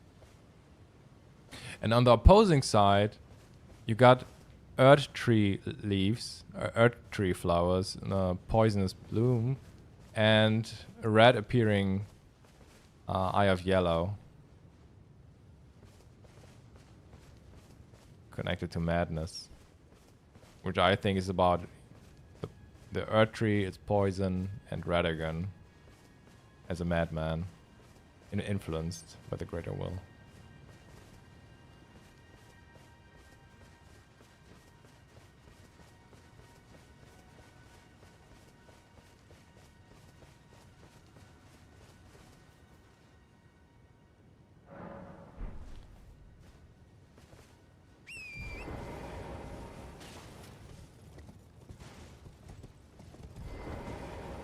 Dialos is, but I wish we...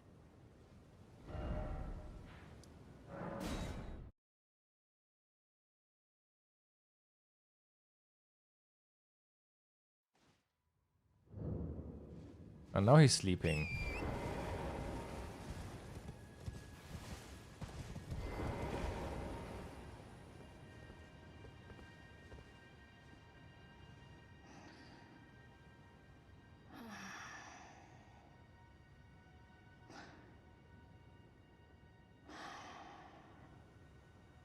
No wonderful, Dialos.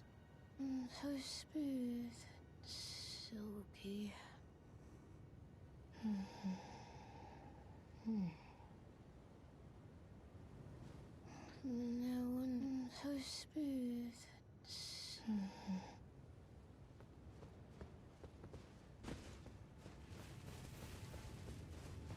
Sleeping little cause.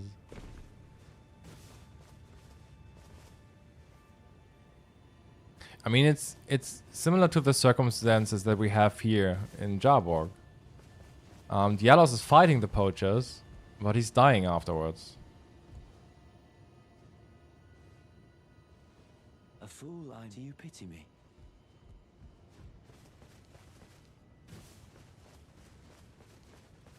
I don't know if you buy this, but if you're convinced of this, I always thought that maybe the Knight Cavalry were were those who gave Godfrey the last hit, because their description says something about they are famous to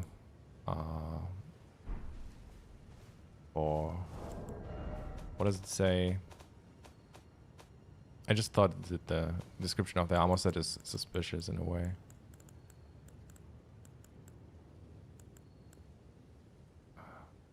Do I have it? I don't have it.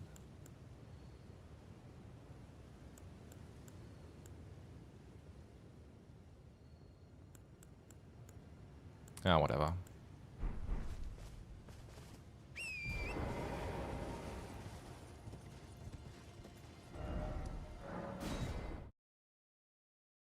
I just try to imagine, you know, a story, and oh, now we got this. We got them.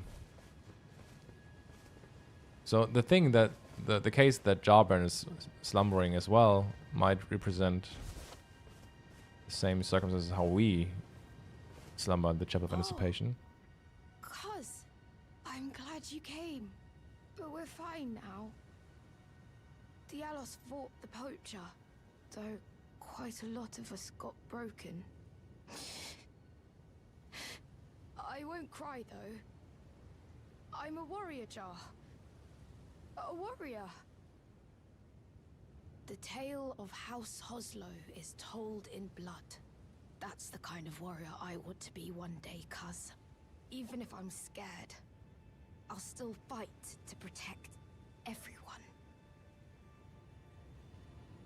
The tale of House Hoslow is told in blood. That's the kind of warrior I want to be one day, cuz. Even if I'm scared. And thinking of this as a parallel, the sentence, the tale of House Hoslow is told in blood, makes incredibly sense for some reason. You. Are the jars?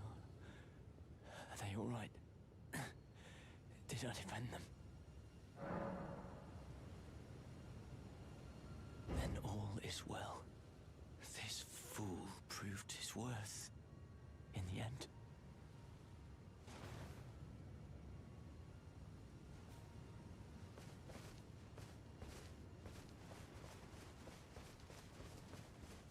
The tale, that's the kind of... Even if I'm...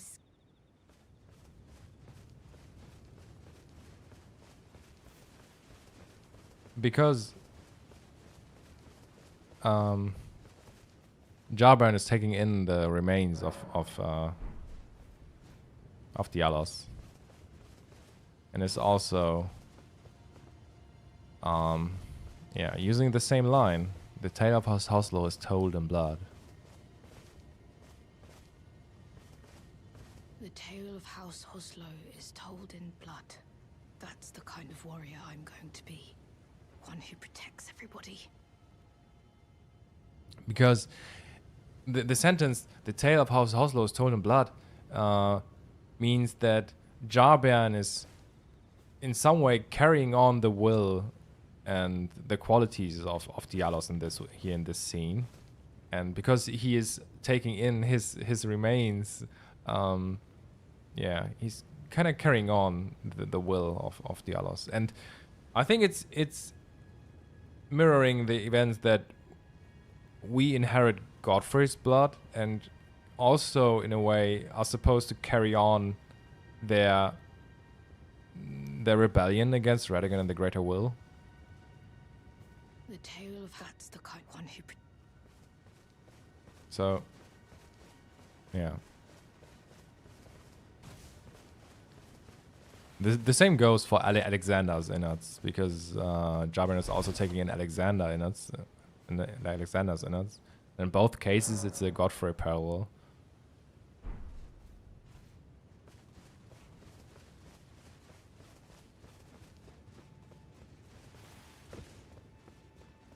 Thanks for coming back, cuz.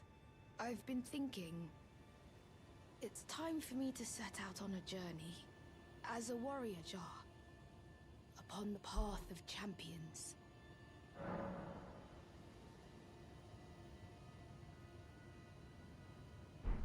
Yeah, and at some point he's going to set off for a journey.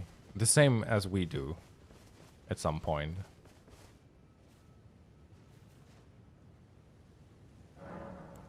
So it's really nice to see that when he's now at the end of the quest, when he's sleeping. Is he sleeping? No.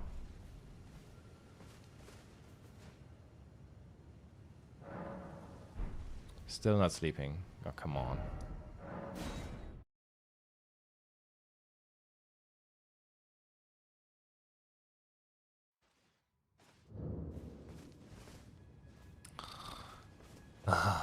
Usually at some point he's sleeping at night, and he's even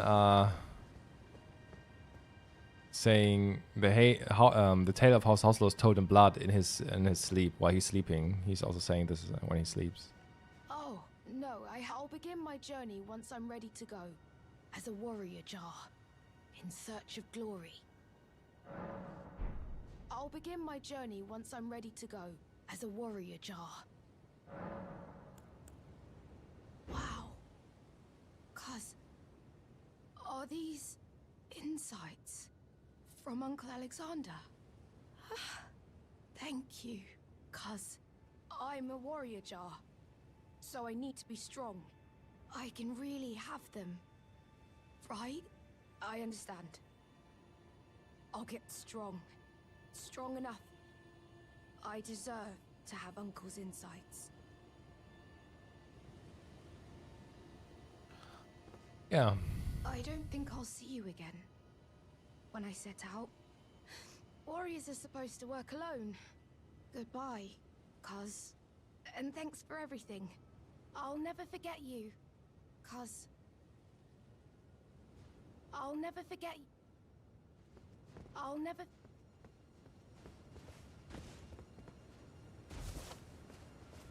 I'll never forget you. It's an interesting line.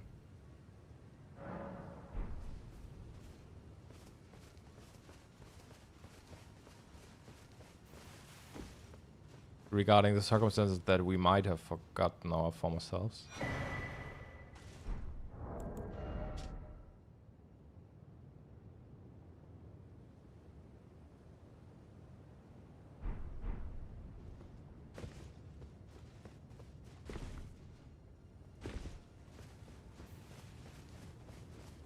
Yeah, I think the tale of House Hoslow's Toad and Blood.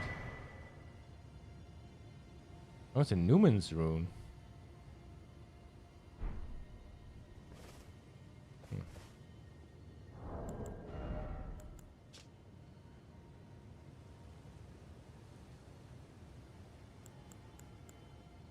Yeah, it's definitely strange that we get a Newman's rune here.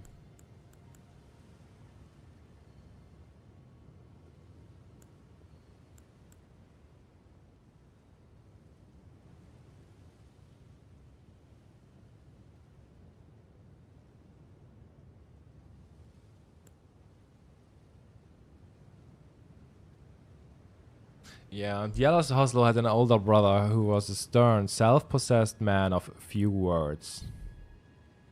His achievements made him seem out of reach, and I think this is...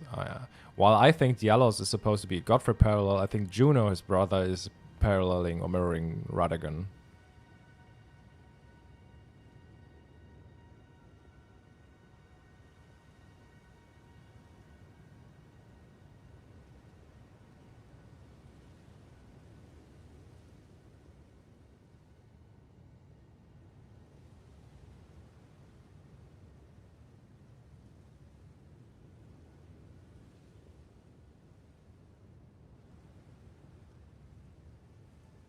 Another mask.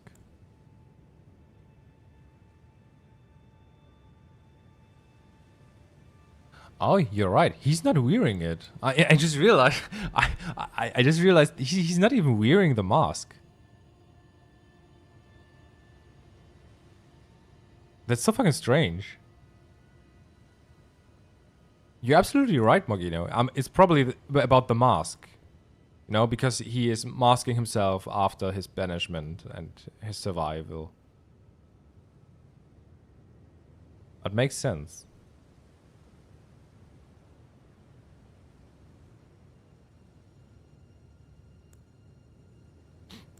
And by the way, when the Guardian Remembrance skin, which I think is also a Godfrey parallel, and he's also masking him.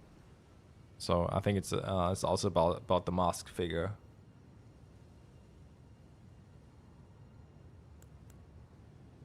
When it comes to the Remembrance skin of the Guardian. And it's also why he's called the Guardian, because he's protecting his flock, and it's about protecting Godwyn for one.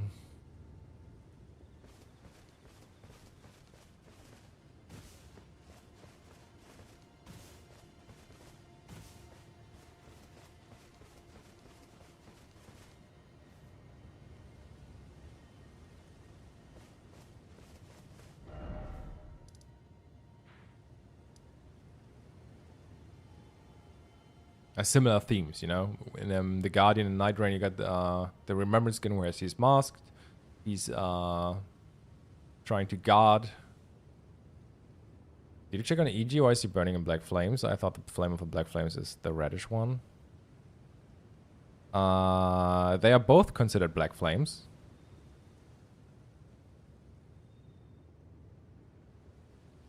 Although I think when the black flame in its red form is usually mentioned as destined death, I think, or as the power of the rune of death or destined death. And I think usually when it's about the black flame, it's about the same flame but without its true power.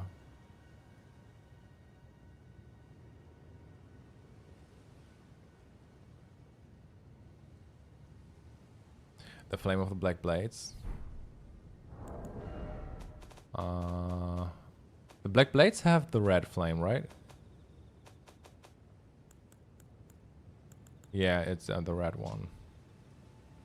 Yeah, and here it's also called the power of the rune of death. So.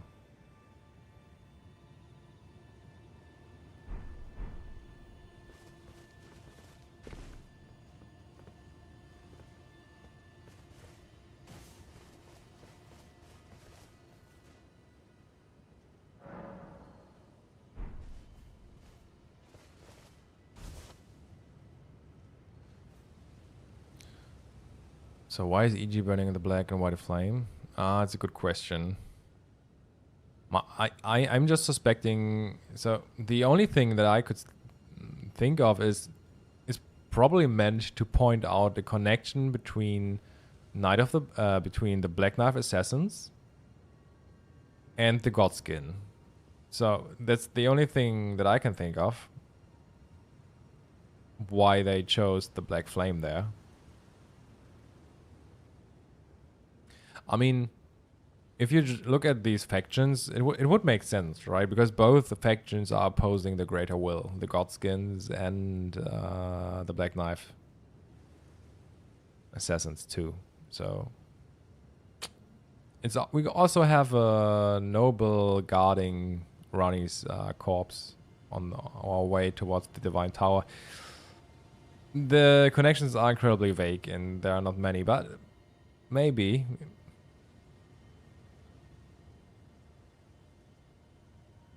But I think the more important thing in regard to EG's ending is that he's left behind in the puppet pose. So he's sitting dead in a pose that usually suggests that he's a puppet in some way. because it's the same pose that all of the puppets in Seluvis cellar sitting in, and it's also one of the reasons why people think the Seluvis is also in some way being controlled by Pydia. Actually, there are some details why why people think that. And when it comes to EG, I think it's also in some way hinting to circumstances in which EG might have been interpreted as a puppet. Because the most important thing when it comes to his ending is probably his helmet, I think. And it's not easy to interpret the helmet, I think. So where is it? Because the last line says, so for one, the mirror helmet is supposed to ward off the influence or the intervention of the greater will in the vessel's finger, in its vessel fingers here, right? So it's supposed to ward off the intervention of the greater will and its influence. And the last line says now, E.G. was afraid, terrified of his own treachery. And it's incredibly ambiguous because people think, I think most people would interpret it like this, that he was afraid that he actually is opposing the greater will. And at least that's what I thought the first 2 years or 3 years, I don't know. And I think there's actually a different meaning behind this. I think the line, E.G. was afraid, terrified of his own treachery, is actually about the circumstances that E.G. is incredibly afraid of being manipulated by the greater will and not being on Ronnie's side anymore. So he's afraid of his own treachery regarding Ronnie, caused by the intervention of the greater will. Yeah, it's exactly no way. I think it's about E.G. is afraid of being a puppet of the greater will. And I think this is what the puppet pose in the very end is similar to Blight, maybe. Yeah, you could say. And I think this is why they chose the puppet pose for E.G. Because, and I think it's a huge misinterpretation of a lot of people, I think, there. Because people think now that the Black Knife Assassins are opposing Ronnie. But I don't think that's the case. I think it's more about the fact that E.G. in the very end got influenced by the greater will, and I think from this standpoint it makes more sense. You know, Blythe is attacked by the Black Knife Assassins because he's going mad and crazy, and we know that the Black Knife Assassins were allied with Ronnie, and they are attacking Blythe because he's going mad. And it's probably the same thing that happens with E.G. The Black Knife Assassins probably just turned on E.G. because he started to get influenced by the greater will.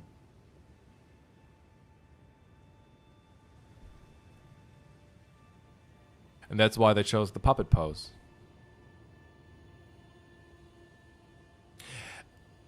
And when you at some point get it so far that you realize the parallels behind this, then it makes even more sense.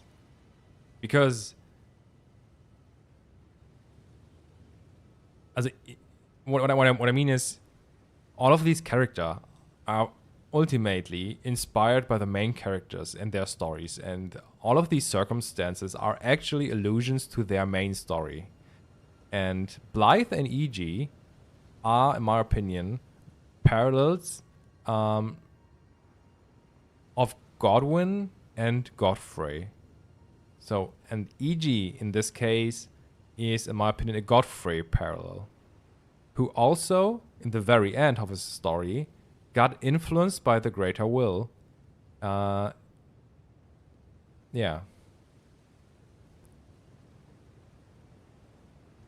So Godfrey also is being resurrected in the very end, but it got influenced by the greater will to become Elden Lord again, and is why we facing him in the very end. And that's why EG is also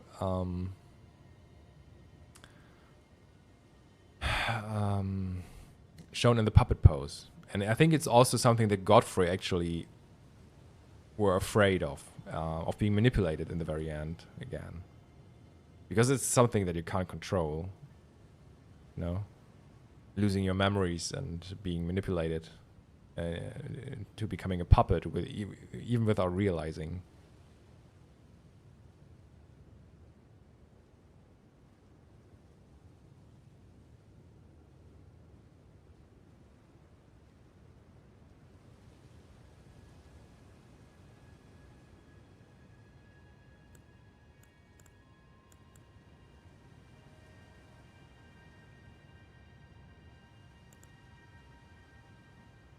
And yeah, Blythe, in my opinion, in this case, would be a Godwyn parallel once again. It is EG who's locking up Blythe, the same way Godfrey is, locking Godwyn in the Chapel of Anticipation. And in the same way, they are afraid that we are going mad because after we are resurrected, we are also incredibly influenced by the greater will because we don't know shit what's going on.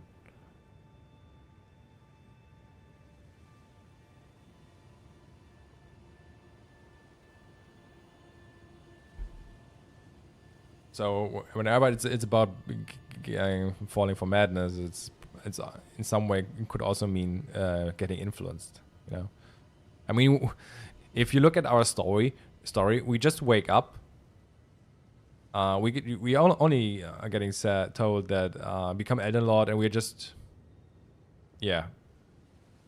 set off on our journey and are just killing everyone. So in some way we are pretty mad.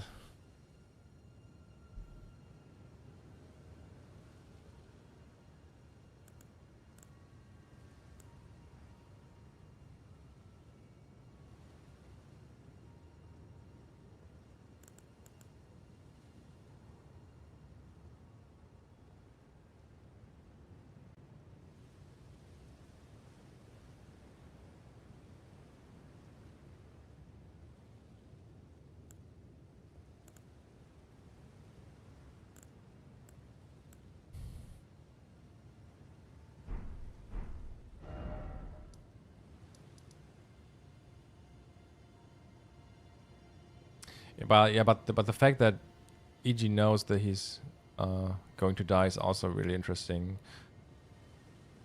Absolutely right, Void. I think maybe he probably sensed that he will not longer withstand the influence of the greater will, maybe.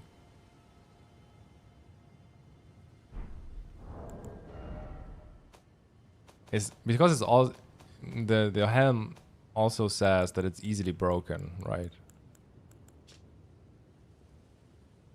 Easily broken and weak against striking attacks. I don't know. Could be that's not withstanding the influence in the end, I would say.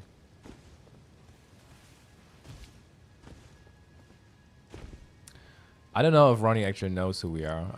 I don't know. It could be, but maybe she doesn't know. Could also be that she knows that we are.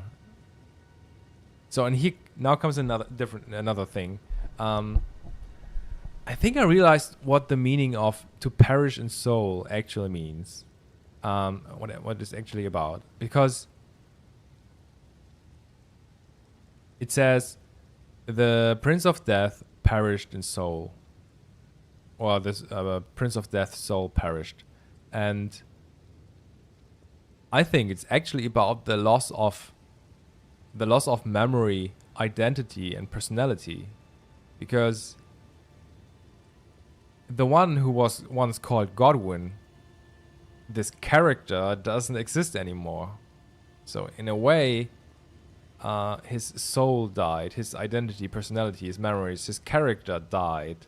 And the only thing what's left, and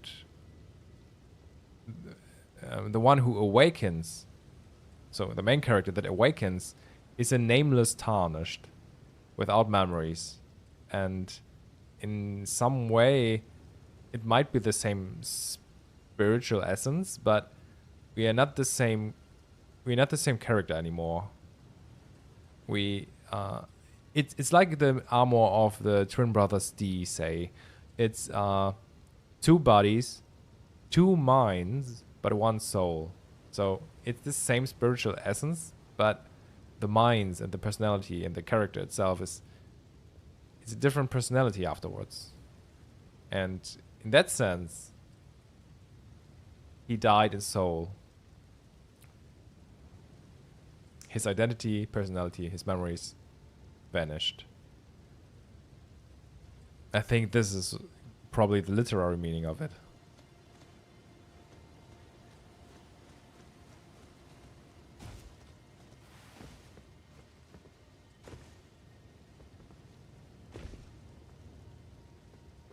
The one who perished in soul, and the nameless tarnished is all what's left.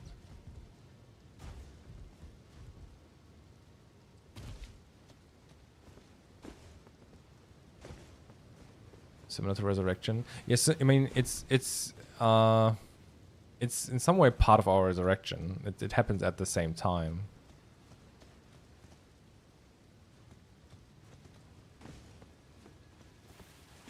It's an interesting philosophical topic when you think about it. Just imagine. But if we don't have any memories, how are we able to choose the starting class with the spells which we need a memory for, or like being able to swing or use all weapons and spells? I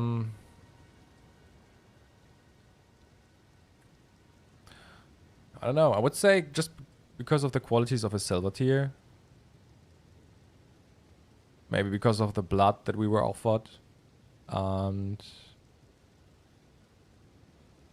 I think there, you know, when you choose a keepsake, and when you chose, when you're choosing no keepsake, none keepsake, then it says the past has entirely left behind.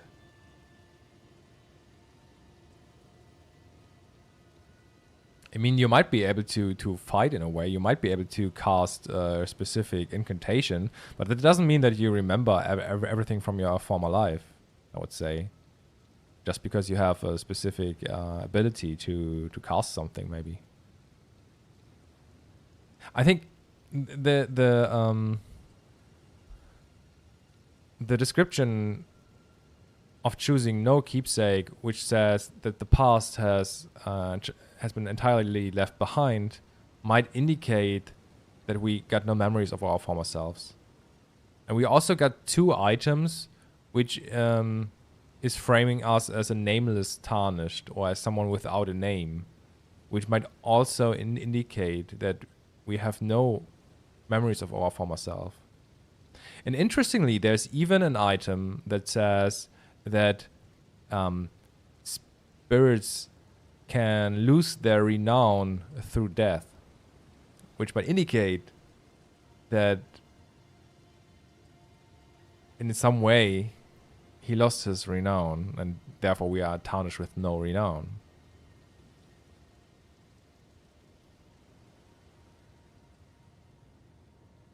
At least that's what they are pointing at in the glove wards.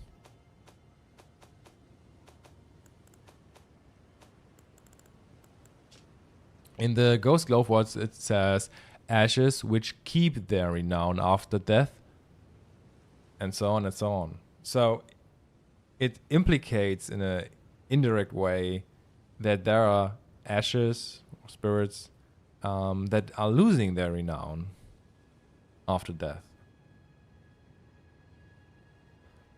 which might fit with the whole circumstances.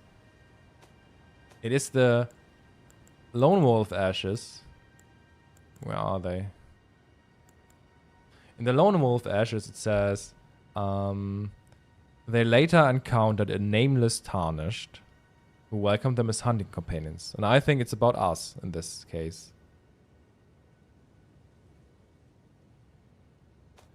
And then you also have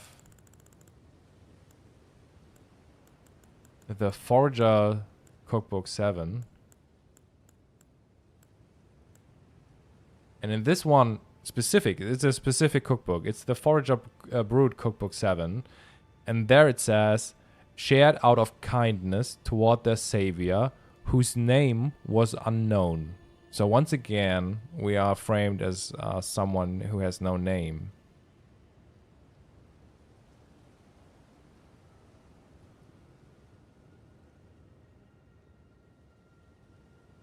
And it's interestingly also the cookbook that is giving us the recipe for spirit raisin, something that Torrens like, and a charming branch,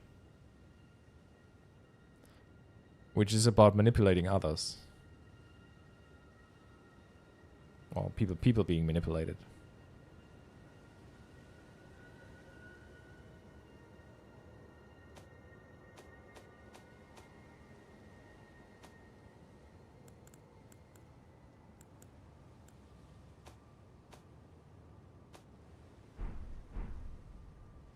And when it comes to the intro cinematic, there are some things that might hint to the fact that we are getting a little bit manipulated.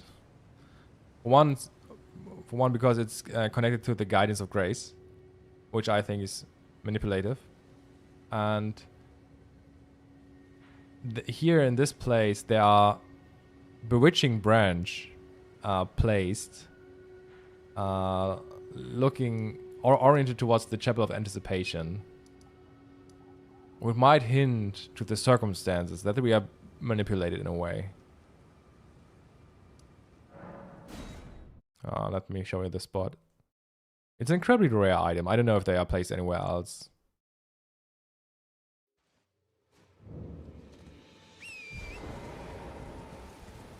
But you might remember the prophecy painting. The prophecy painting, which depicts the Chapel of Anticipation. You get the reward around here. And interestingly,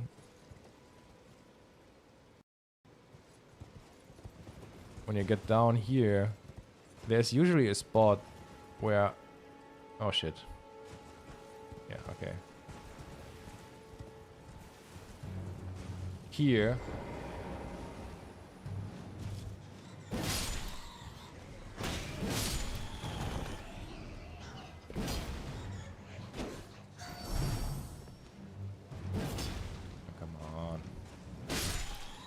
And here are bewitching branch placed.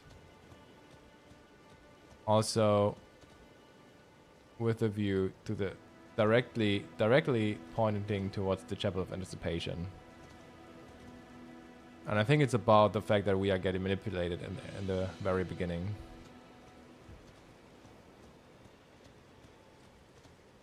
I think one of them is the sliver of meat, which might be a Radagon reference because it's red and about beasts, I don't know. But also Bewitching Branch. I think it's the three of them. As a sign of, and yeah, three of them. Sign of a bad omen, ill omen.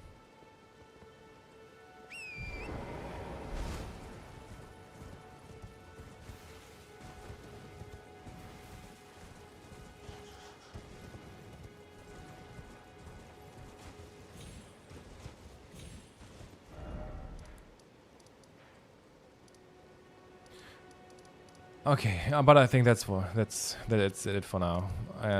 Yeah, and that's it with the Godwyn run in general, probably now.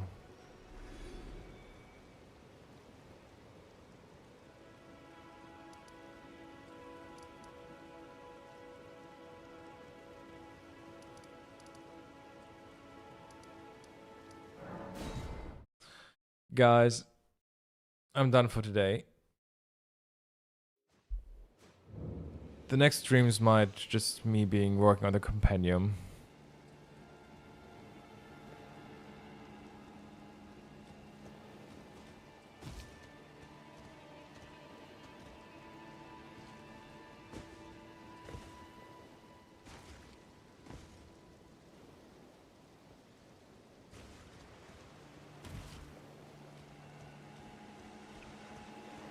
Yeah, sure. I'm going to stream, but I'm not doing another run. I will go to stream because I just enjoy the chat and some discussions. It helps me too when it comes to structuring my thoughts sometimes. So, and you guys are also, and it's, you know, it makes more fun to work together.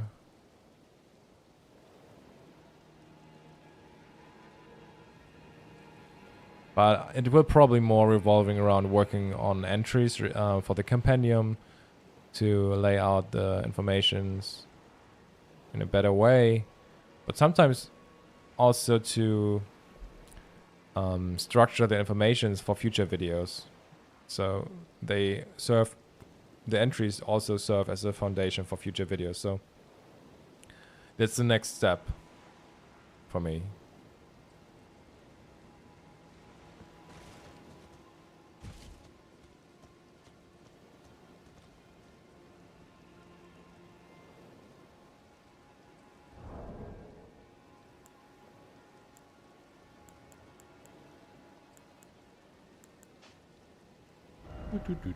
So one last wave.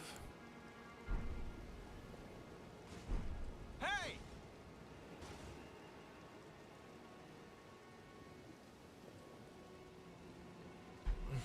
I wish you all good evening, guys. Stay hydrated. Sleep well. Care for yourself, etc. And yeah, let's do some lore hunt in the future.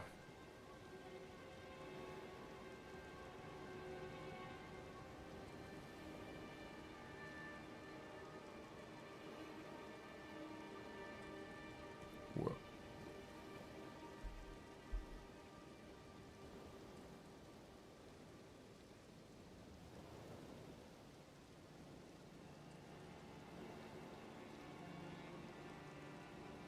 Bye bye.